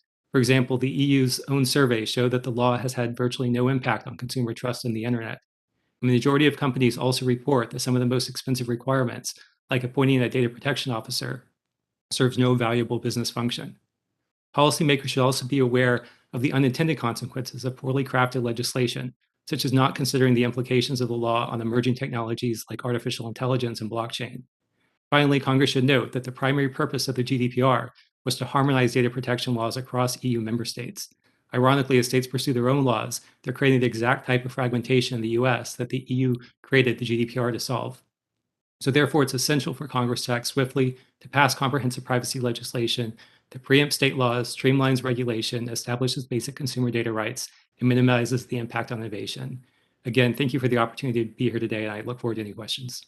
Thank you very much, Mr. Castro, and to all of our witnesses. We will go now to members of the committee who may have questions, and I'll turn first to our ranking member, Mr. Davis. Thank you, Madam Chair, and thanks again to our witnesses. Enjoyed your testimony. Mr. Castro, let me start with you. There have been proposals introduced in Congress that, if implemented, would create a private right of action for individuals and a collective right of action for certain nonprofits to sue on behalf of individuals. Is this the best approach to ensure protection and accountability for a federal data privacy framework? No, I don't think it is. Right now, we have a very effective regulator in the FTC, and we have state attorney generals that can obviously also take up that slack. But what we've seen in states that have implemented these private rights of action, like with the Biometrics Information Privacy Act, once a court ruled that you could bring lawsuits under this for cases where there was no actual harm to consumers, we saw a flood of lawsuits, and these lawsuits are, being driven by class action lawsuits where they're really just going after the attorney fees. And this has led to very significant fines without any real payoff for consumers. So in the past year, we've seen, over $100 million in settlements for companies like Facebook, ADP, Walmart, Six Flags, Wendy's, TikTok, the list goes on. And, these aren't instances, again, where we've seen any consumer harm. It was pure technical violations. That's not an effective use of dollars that could be going back into investing in technology and processes that would actually protect consumers' privacy, make it more secure, and protect them from harm. So a private right of action, to me, is just taking money out that could be used on actual protections for consumers. Well, thank you, Mr. Castro. Hey, I'm sure you've read the media reports about Special Counsel John Durham's allegations that Democrat political attorneys, perhaps Mark Elias specifically, infiltrated servers at the Trump Organization and at the White House. Would nationwide data privacy legislation have protected President Trump from these data espionage attempts? Well, it depends. Certainly, privacy legislation would restrict what companies might be able to keep on hand and what they might share. But at the end of the day, what you really want to see if you want better security is better transparency, so consumers know what they're getting. In this case, the Trump organization or Trump campaign would know what kind of security and privacy controls they're getting when they purchase a service, and they'll know how their data could be shared. And so, getting more transparency is really what we should be looking for in the future. Well, I agree, transparency matters, but so do penalties for bad actors if these allegations are borne out. Do you know if the FTC would have any enforcement penalties if these allegations are borne out? The FTC can impose penalties on companies for violations. Particularly, the way this works right now is, most companies have statements in their privacy policies or terms of service that say we respect your privacy and we're going to secure your data. And when they do not do that, that's a misrepresentation. And the FTC can and has gone after companies for that. We can certainly consider giving the FTC more authority. Certainly, if we're increasing their budget, I think we should be saying exactly what we want them to be doing with that additional money. And I think that's the best way to go forward. What we don't want to do, I think, is give the FTC too much latitude, though, to start doing its own rulemaking that goes outside of congressional intent, because it becomes very risky that the FTC might decide that they want to start deciding how companies should design their websites or how they should be designing their mobile apps, all under the name of maybe ensuring consumers aren't being manipulated. But on the other hand, the FTC is really not made up of engineers and user experience designers. Very good points. But this agency does exist to address concerns already. The Online Privacy Act of 2021, a bill referred secondarily to this committee, calls for the creation of a new federal agency called the Digital Privacy Agency. Not only is this a clear example of Congress shifting its legislative authority to the executive branch, but it also seems like an extreme waste of resources given the existing structure already established in the Federal Trade Commission and with the state's attorneys general. Mr. Castro, do you believe that a new federal agency is necessary to accomplish the goal of data privacy? I think the FTC has the authority it needs and the reputation and experience to do this job. I don't think we need a new agency to solve that problem. And I'd also mention that when we think about protecting consumer privacy, this overlaps with fraud and security, and that's something the FTC is also focused on, or it should be focused on. And I think if we split up that mission, we actually weaken protection for consumers. Well, Mr. Castro, thanks for joining us. And to all the witnesses, I yield back the balance of my time, Madam Chair. Thank you. Mr. Raskin, you are now recognized for 5 minutes. Thank you, Madam Chair. Ms. Fitzgerald, I was eager to ask you the question about the aggregation of data, about how the aggregation and processing of data in large quantities can pose risks that might not be apparent when we're just talking about a single piece of discrete information. And I'm wondering what can be done about that. Thank you, Representative Raskin. I think the lesson we can take from all of these data points being combined about us is, one, it shows how important it is to have a comprehensive privacy law that covers personal data generally, rather than these sectoral laws, HIPAA, FCRA, COPPA, FERPA, the acronyms go on, that leave huge gaps in protections for personal data not covered by those laws. And these flows of personal data also show why notice and consent doesn't work. The breadth of the commercial surveillance industry is just impossible for the vast majority of internet users to fully grasp. A user may consent to have the website they're visiting use their data, but does that mean they're consenting to that data being passed on to hundreds of data brokers they've never heard of? We saw an example of this last summer when a Catholic priest was outed by a news outlet who obtained supposedly anonymized location data from the dating app Grindr. And I know, following that revelation, you and Rep. Porter sent a letter to the FTC and FCC signed by a few members of this committee asking them to conduct a rulemaking to strengthen privacy protections for location data. And that's something that could also be integrated into privacy legislation. Thank you much. Ms. Zuboff, I've read your book about surveillance capitalism, and I know it's hard to synthesize an entire book, but who is Big Brother today? Is Big Brother the state as we've traditionally conceived it, or is Big Brother corporate, the corporate sector, or is it some combination thereof? Well, thank you so much, Representative Raskin, and I'm flattered and thrilled to hear that you've read my book. So thank you for that as well.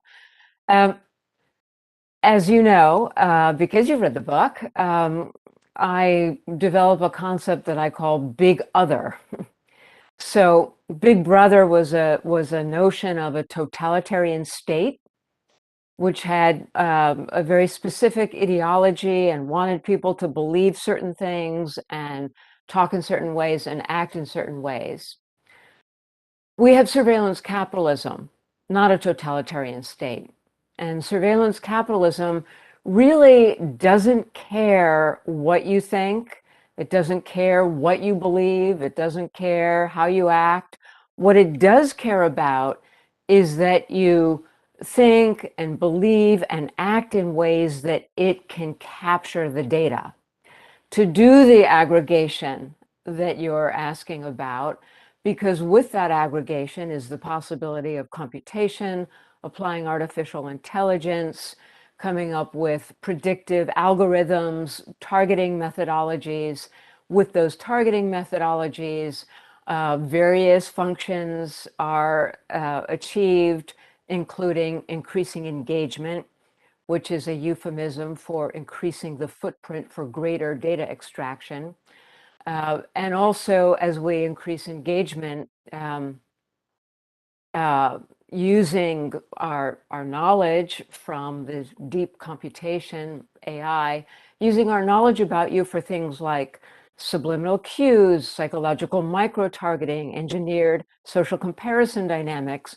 So we really, really know a lot about you, and that way we can use messaging and different, not only the content of messaging, but the forms of messaging to actually begin to modify your behavior, and to do that in a way that is consistent with the commercial objectives of the company and its business customers. So at the end of the day, this big other is sorry, I'll just wrap it up with the notion this big other is ubiquitous, is pervasive. It's not totalitarian, but it is full on control and full on opacity, full on power. We haven't yet enacted a comprehensive federal privacy statute to address the rise of the big other, but a lot of states and some other countries have attempted to do so. I wonder if you can just tell us what you think have been the best lessons and the best efforts at a comprehensive privacy framework to protect us individually, but also to protect the people's possession of interest and ownership of their own characteristics and their own behavior.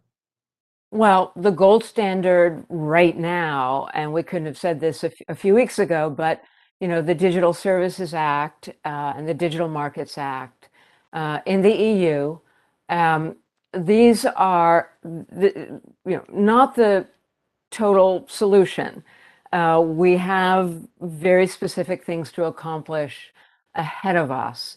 But as far as setting a new standard, defining a new frontier for the kinds of rights, when I use the word users, I try to do it with air quotes, because users is all of us. Users is kind of a synonym for humanity at this point. And these pieces of legislation, they're ambitious, they're comprehensive, they have the buy-in of the European Parliament now and the member states.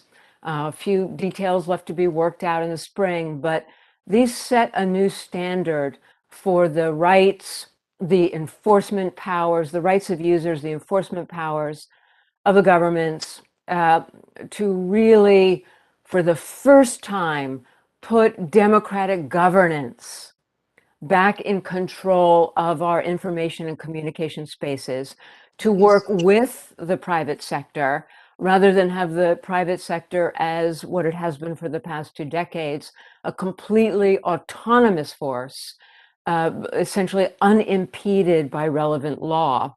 And all of the social harms that we've been describing this afternoon are the result of that situation. Thank you so much. And the gentleman's time has expired. We'll turn now to the gentleman from Georgia, Mr. Lauterbach.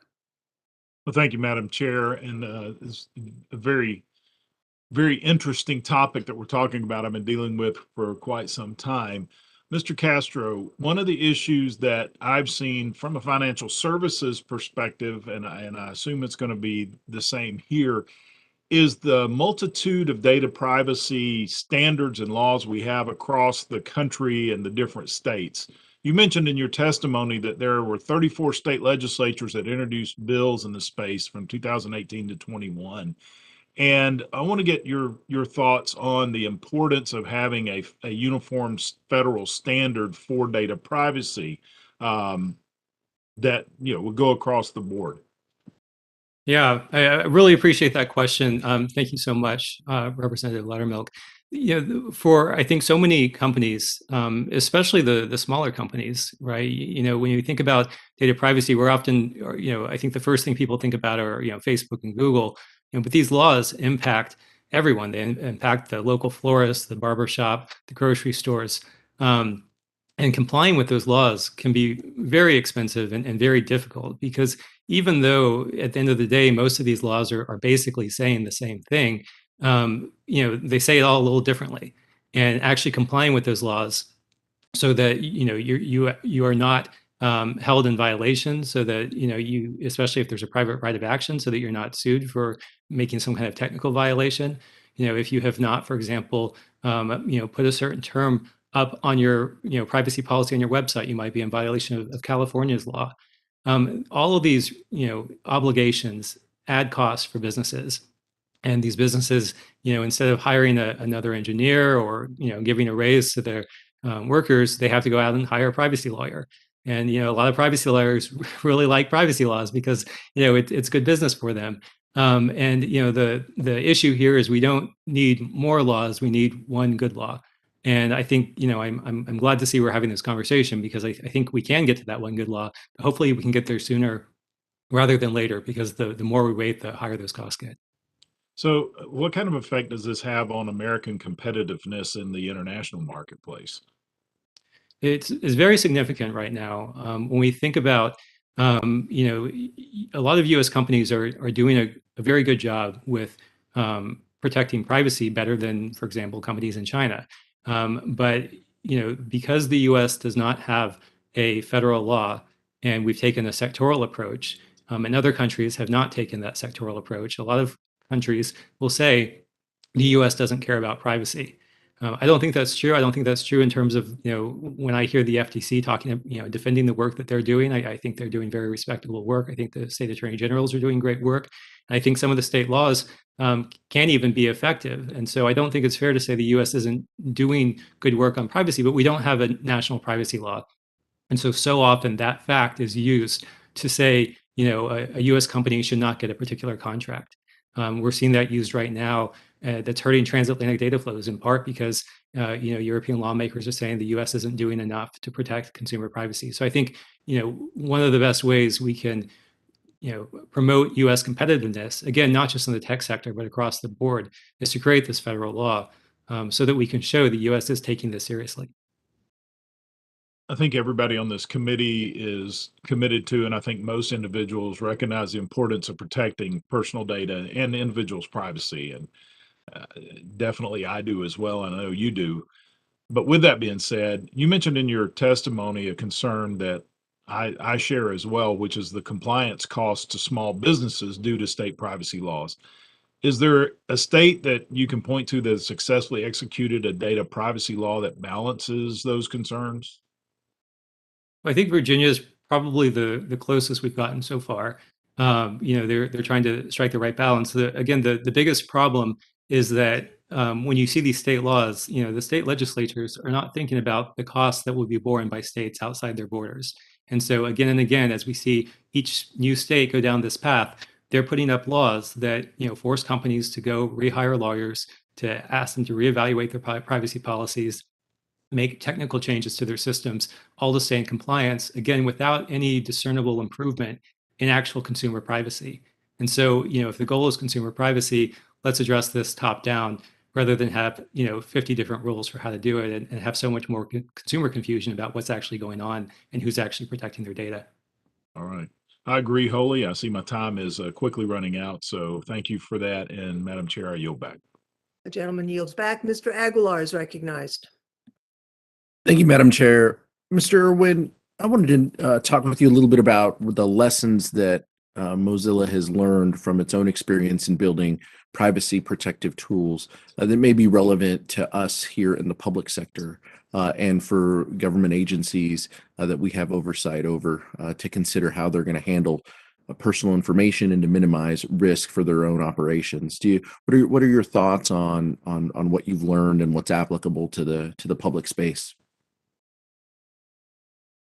Yeah, so I think there are two important ways that we approach this question. The first is to think about our core privacy practices and the data that we're going to collect from our consumers and how we're going to be really transparent and provide them with control of that. We really work hard to sort of follow these what typically is referred to as data minimization practices, where we are really only collecting what we need to run our business and optimize and build a great product for our users. And that is a practice that frankly isn't followed very expansively across our industries. One of the underlying problems I think that we see and really think needs to be fixed.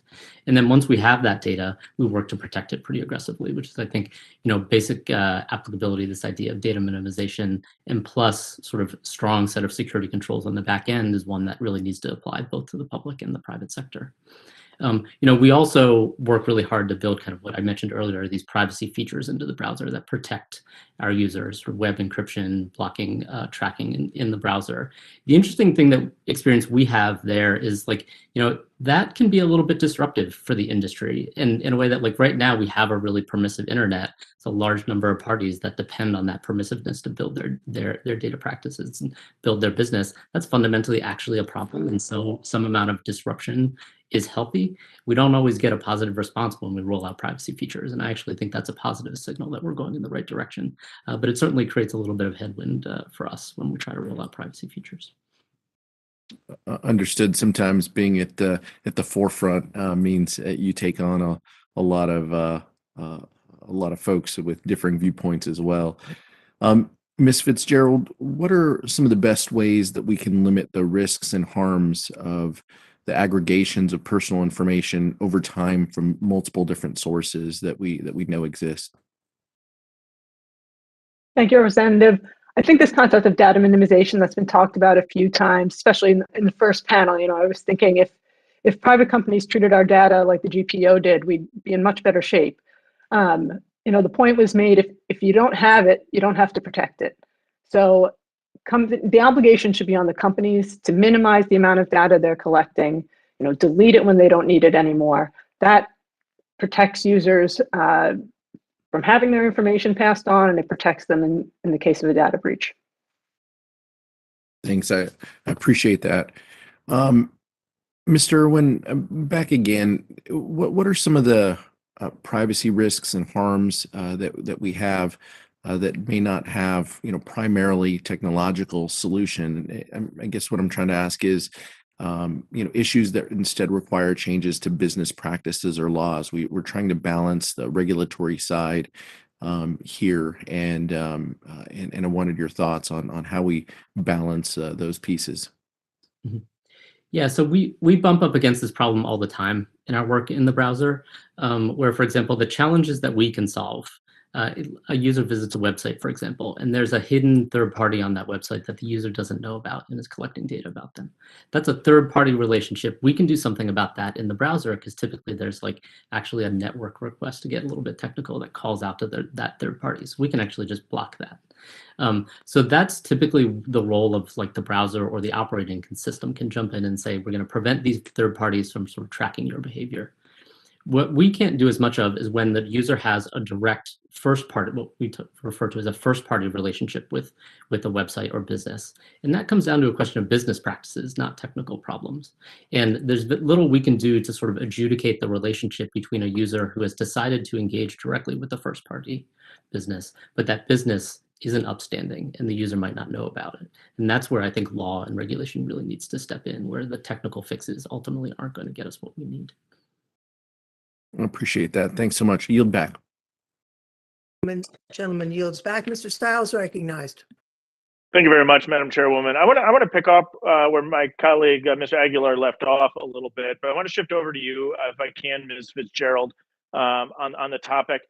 In particular, I was reading some of your testimony, and you referenced that the biometric and genetic data is especially sensitive and deserves stricter regulation. Is that correct? Yes, absolutely. And in particular, you raised some concerns about how healthcare data is used. Is that correct? Yes, health data is particularly sensitive. And so I think a lot of people think that HIPAA is protecting their healthcare data, in particular as it extends to big tech or to health apps, but that's not correct. Would you agree? Right. That's HIPAA only applies to the relationship with your doctor and with your health insurance company and with certain health exchanges. It doesn't cover health data that's in apps. Yeah, I think that's a really interesting distinction that I think a lot of Americans might find interesting, and building on what was previously being discussed with Mr. Irwin on what these kind of third-party apps, third-party relationships that exist on certain websites, and the impact that this could have. And so Congress recently passed the 21 Century Cures Act to protect patient data, in particular, or to require patient data to move from the doctor's office to healthcare apps of the patient's choosing. There's a lot of reasons that's a good thing. There's some things that we want to make sure we get right, because you want to be able to make sure patients can control their data. But I also want to ensure that they don't lose control of their data by sending it, and a third party that they might not be aware of would find interest in their healthcare data, their biometric data, or others. Do you think the risk is bigger in some of these apps that might send that individuals, that the risk might be greater if they're sending information to some of these types of apps, kind of under the rules and regulations of the 21st Century Cures Act? The reason biometric data is so sensitive is because we can't change it. We can't change our face print. We can't change our fingerprint. So let's shift off for a second. I totally agree. I think great topic. Let's shift and talk about medical data. Does that give you unique concern? Yeah, sure, because of the ways it can be used against us. You think about insurance companies using it to determine our rates, or even an employer possibly not wanting to hire someone with a health condition if they're going to be paying their health insurance premiums. So I appreciate your commentary. I think it's an area that we need to just really keep an eye on. I think there's a lot of real positive things. We want to make sure innovations here in the United States. We want patients to control their data, but at the same time, we want to make sure that patients are protected, and in particular, where there might be a third-party player involved, where the patient might not fully appreciate the risk that they're engaging in sharing their data. I just think it's something that we should really spend some time and think about. Let me shift gears if I can. Thank you very much, Ms. Fitzgerald. Let me shift gears to you, Mr. Castro. There's in particular, there's a lot of laws that govern data privacy for different types of institutions. In the Gramm-Leach-Bliley Act, federal law requiring financial companies to explain their information sharing practices to their customers and to safeguard some of their data. And before creating new laws, I think there's a real opportunity for Congress to look at how current privacy laws are working and how they interact with each other, so that we're not duplicative of regulations. And so could you shine some light, since the passage of GDPR in the EU, what have we seen in that sweeping legislation? Is it stifled innovation? Is it grown innovation? What big takeaways should we take from that, from the EU's work? In many areas, it's certainly stifled innovation. When you look at the cost of compliance, when you look at the impact it's had on startups in the European tech economy, there are many areas where just the data points again and again show that European businesses are suffering. The one area. So let me, Mr. Castro, only because we got limited time. If we shift gears slightly and we say, let's jump over to California's Consumer Privacy Act. What lessons can we take away from the state of California if we were to take that and run that out nationally? One of the biggest problems with California is we've seen hundreds of lawsuits related to enforcement. That's been a problem. One of the biggest positives of it is the idea of a 30-day cure, which I think could be extended nationally, where the goal is not to penalize companies for mistakes, but to get them to take corrective action. That's been a success. Thank you very much. Only cognizant of time. I appreciate everybody's time here. I think what's really important is we got a lot of laws already on the books state laws, we can look at the EU, we can look at what our financial services committees are doing, we can look at the 21st Centuries Act. And I think it's critical that we're looking at all of these legislations, learning lessons from them so that we can help consumers protect their data, but also maintain innovation here in the United States of America. I appreciate holding today's hearing, Madam Chairwoman, and I will yield back. Chairman yields back. Ms. Scanlon is recognized. Thank you, Madam Chair. I guess I'd like to pull on this thread a little bit more since we certainly do hear quite a bit about this on the company side and the agency side. How do they navigate all these different laws that are being promulgated between states, but also between countries? Because as we're well aware, the internet does not have national boundaries in the same way. So, Ms. Fitzgerald, could you talk about that?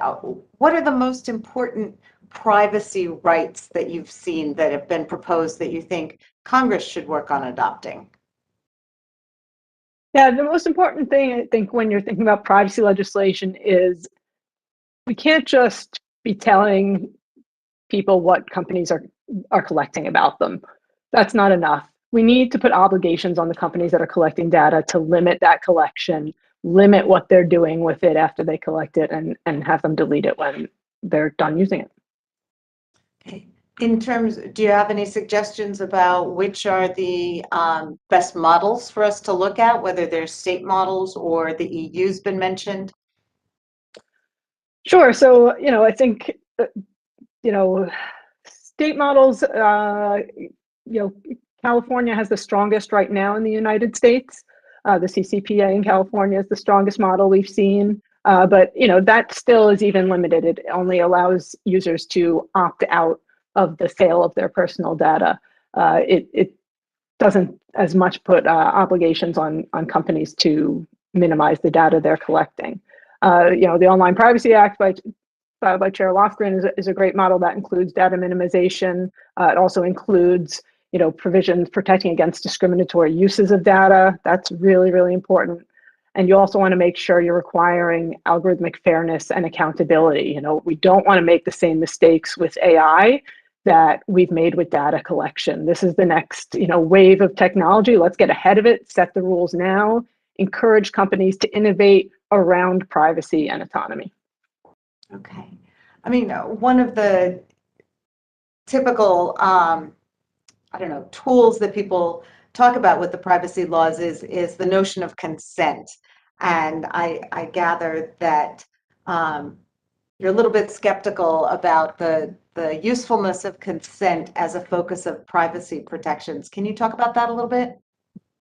Yeah, absolutely. There's just no way for an individual to understand the kind of the web that their data gets passed through if they're consenting. If you're just hitting that consent button to make the banner go away on a website, you don't realize that what you're saying is, sure, take my personal data and do whatever you please with it. There's no rules. Right. Well, and certainly we've seen that proliferate recently with in order to get access to almost anything, you either decide to click or you decide not to. Right. So with respect to discriminatory data uses, how do we address that? What are your top line recommendations there? Yeah, groups such as Color of Change, Lawyers Committee for Civil Rights, Leadership Conference have great proposals on what we need to do to make sure that civil rights are protected online. Making sure that public accommodations are protected. That extends to online spaces. You need to make sure that the algorithms that companies are using are not being used in ways that deprive people of life opportunities, like ads for housing and ads for jobs. That those are data, our personal data isn't being used to show those in discriminatory ways. That's interesting. Okay, thank you, Madam Chair. I yield back. Gentlelady yields back. The gentlelady from New Mexico is now recognized. Thank you so much, Madam Chair. As we've heard today, our personal data is extremely valuable. We take a question, a quiz on Facebook, look up directions, the companies collect our information. They then sell our information, often without our consent, to a third party. And then they use our information for a range of activities, from showing an ad for clothing to sometimes more dangerous, like targeting disinformation to manipulate our behaviors or beliefs. And it's all invisible to the true owners of the data, me, my neighbors, our fellow Americans. I want to focus a bit on how data privacy, or the lack thereof, impacts our elections and our democracy. Recently, the election subcommittee of this committee, we held a roundtable in Miami on the creation and dissemination of disinformation about our elections and the pandemic. And this disinformation targets Spanish-speaking communities. We learned how the disinformation is then exported to other states, including New Mexico, and then amplified based on this data harvesting that we've heard about today and read in this testimony. Mr. Fitzgerald, you noted that actors can weaponize our data to undermine our election integrity and democratic institutions. In practice, what does this weaponization look like? Sure. Thank you, Representative. Just as advertising companies use profiles about us to manipulate us into purchases, so too can they manipulate our views by filtering the content we see. So, the ways they can do that are, the markup did a great investigation right after January 6th, showing the two different Facebooks that Republicans and Democrats were seeing. And it's just a really stark view of kind of the different information that both sides are seeing, and how that shapes your views. Even if someone doesn't click through to an article, just seeing that headline, having it in the back of their head as they're voting, these companies are able to kind of manipulate our political views by determining what we see. Professor Zuboff, I really appreciated your poignant written remarks about how democracy is simultaneously the only legitimate authority capable of halting this surveillance capitalism, but also a prime target. So I appreciate that, and would welcome you expanding on that. But the question I want to get to first is, Mr. Castro suggested that a private right of action is unnecessary, and that we should focus solely on transparency. Do you agree? And if not, why?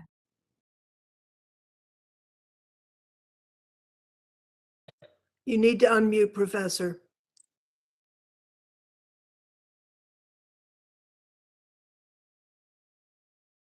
Sorry. I don't agree with that. I think the private right of action is very important. When we pass a law, whether it's the California law or any other law, that's only the beginning. What has to happen is these laws are tested, and they evolve and they develop. And as a society, we learn what they can mean for us, and how they're going to protect us in society. So what the private right of action does is it creates the opportunity not only for individuals, but for groups of people, for collectives to really bring issues into the judicial system, to have those issues explored, and to create precedents. And this is what's called the life of the law, how the law evolves, and how we can move forward into this century, not just with statutes that are frozen in time, but with laws that are evolving according to what Justice Brandeis once called, the eternal youth of the law, because we have these kinds of interactional processes.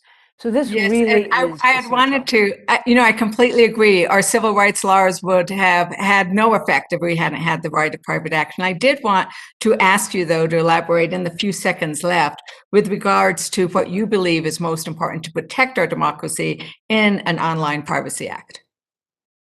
Well, the first thing is, you notice so much of our discussion has been, we minimize data, or, how is the data used, and things like that. once we start a discussion talking about data, we've already lost primary ground. The key thing is now that we are all targets for massive scale secret data collection, much of which should not be collected in the first place. The decision the decision rights should lie with the individual. Do I want to share this information about the cancer that runs in my family? And do I want to share that with a research operation or a federation of researchers that are going to make progress on this disease and help the world? Maybe so. But do I want Google or Facebook or any other company to just be inferring information about my cancer from my searching and my browsing? Absolutely not. So we need to reestablish decision rights, as Justice Douglas offered in 1967, the idea that every individual should have the freedom to select what about their experience is shared and what remains private. These decision rights are the cause of which privacy is the effect. We need to establish now, finally, in law, juridical rights that give us the choice of what is shared and what remains private. Then we've got a whole new ballgame where all kinds of innovations like Mozilla and all of the Mozillas that are waiting to come on stream, not just obviously in search and browse, but in all kinds of businesses in every sector. They're all Thank you. waiting to get in the game. Thank you. And I know we have overgone our time limit. Thank you for Madam course. Chairwoman, and I yield back. Gentlelady yields back. I just have a few final questions. First, thanks to all the witnesses for really very excellent, interesting, and enlightening testimony. You know, I do think, I wonder, Mr. Irwin, in your testimony, you refer to dark patterns as one of several privacy abuses that demand regulation. That technology alone couldn't adequately address them. Can you explain in further detail for the committee and for those watching this hearing what dark patterns are, what are some of the most troubling examples of dark patterns, and what is the best legal approach to reining them in? Yeah, so dark pattern is a sort of broad umbrella term used to refer to what is typically sort of user experiences that kind of deceive a user into opting into data collection or consenting to data collection without being explicit about what's really happening under the hood. And that can be sort of a dark pattern might be just sort of text that is intended to deceive the user, or it might be sort of you've got to click through 5 things to opt out of the data collection. All of those I think are sometimes referred to as dark patterns.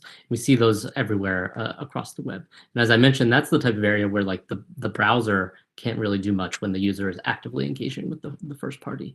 It's an area where I think we really do need to see some regulatory engagement. Obviously, like we don't want a regulator designing a user experience in the browser. Sort of our user experience team doesn't want me designing the experience in the browser. So we definitely don't want a regulator doing that, but actually acting to say, here's what the standard should be, and here's what looks like a deceptive practice, and here's what's a sound practice. That's where I think we really do need to see a regulatory voice. Standards instead of design. Yeah. You know, we've talked a lot about, you know, the rights of individuals for privacy and, you know, some of the disinformation, digital addiction, harmful impacts on children on certain internet platforms. But I think, you know, whether there should be a private rights of action, but I think the core issue really is as Mr. Halpern said, if you don't have the data, you can't use it to manipulate. And I think it's my view that the victims of manipulation, whether it's for political, societal, cultural, or commercial purposes, is not just the individuals being manipulated, but the public at large. If you are manipulating for a commercial purpose, you're a big tech company and you've got all this data, you know, you're at an unfair advantage to smaller companies that have not acquired all of that data. If you're manipulating for a cultural or societal purpose to move society in one direction or another, the public is also a victim of that. Individuals have been removed from their agency and have been and are less free because a private corporation is manipulating them through their own data. So let me ask you, Ms. Fitzgerald, isn't really the crux of this to restrain the collection and retention of data? Yes, absolutely. It's not enough for users to just know what companies are collecting about us. It has to be restrained. The obligations have to be on the data collectors to limit what they're collecting. I also think I just want to mention briefly, and maybe any of the witnesses can talk, or Ms. Fitzgerald, you may have studied this in your nonprofit. You know, I'm a fan of the FTC, but I have been advised by many who have served there that the sheer number of individuals who are really technologically savvy and really is fairly minimal compared to the actual army of digital, engineers, software savvy people in these large companies, and that frankly, they're no match for the gigantic companies with the computer and digital expertise that those companies have, which is why we're looking at how do we better arm a regulatory agency to actually be successful in facing off with these gigantic corporations. Is that capacity of the FTC off base, Ms. Fitzgerald, in your view?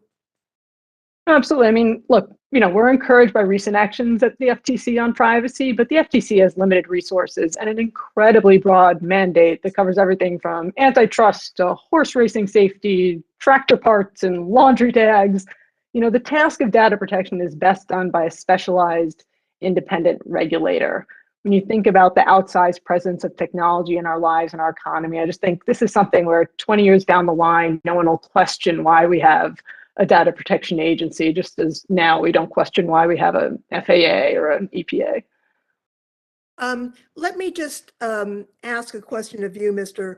Irwin. In your written testimony, you state, quote, "It is important that competition concerns not be a pretext to prevent better privacy for everyone." Can you explain that tension and how Congress might strive to strike the right balance on that?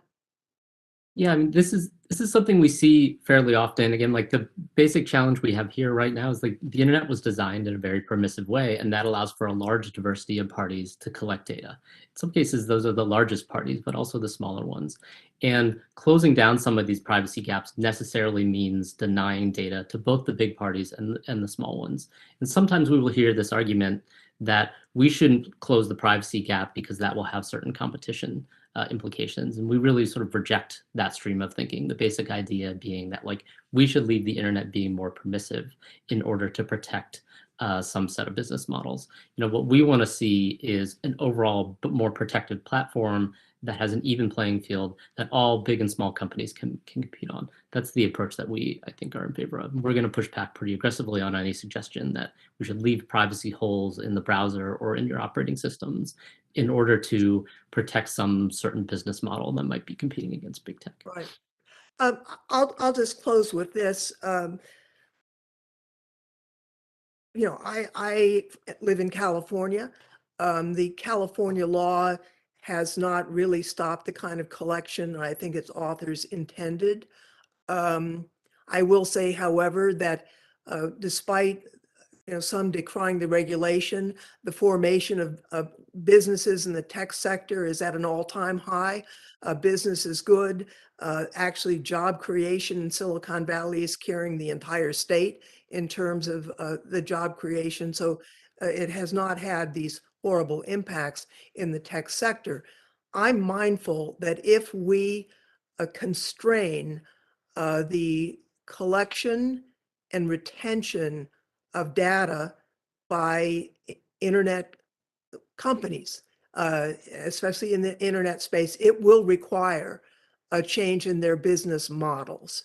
And I think that's necessary because right now, the propensity and the capacity to manipulate every person in America is unacceptably high. So I'm wondering, Professor Zuboff, you talked about in your New York Times essay recently about how democracies are confronting the tragedy of the uncommons and how we need to get back to protect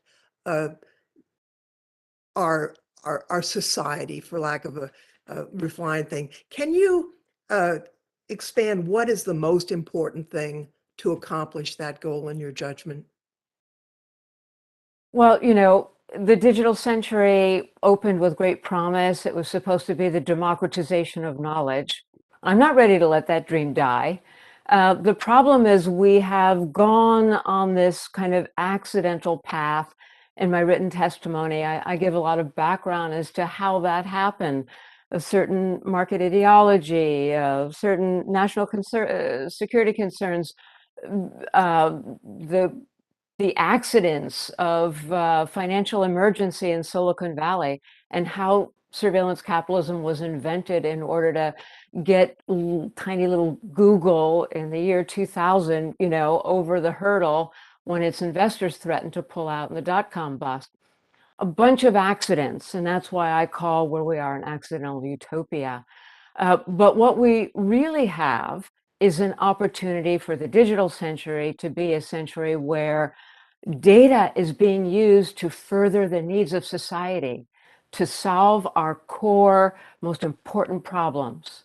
And data collection is being used in ways that are aligned with what we consider in the digital century to be necessary fundamental rights.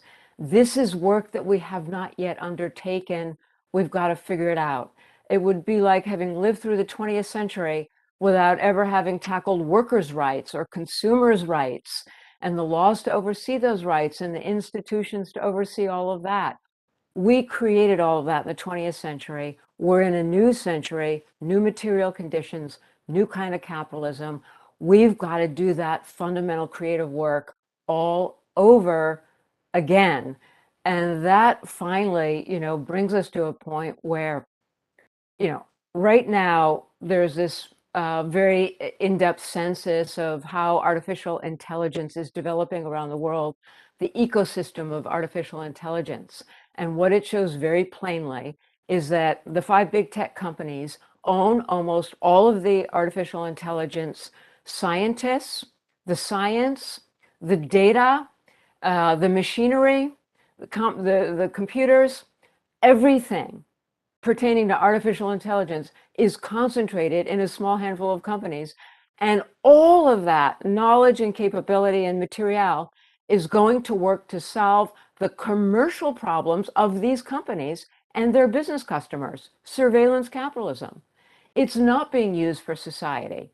So the public is being, not only is agency being subtracted from individual life, but the benefits of the digital are being sequestered from the life of our publics, our societies, our democracies. We have the opportunity to get that back and get us back on track to a digital century that actually fulfills its promise of knowledge, democratization, and really solving the problems that face us. That's what it's all about. Thank you so much, Professor, and thanks to all of our witnesses. As I mentioned, the record of this committee will be held open for at least 5 days. The committee may have additional questions for you, and if so, we will send them to you and humbly request that you answer them. And I think that we have advanced our knowledge of this situation substantially today, and it's due to the very helpful and thoughtful testimony provided by these excellent witnesses. At this point, our hearing will be adjourned, and we will see the members of the committee tomorrow for our oversight hearing of the Capitol Police. So with that, this hearing is adjourned with thanks. Thank you.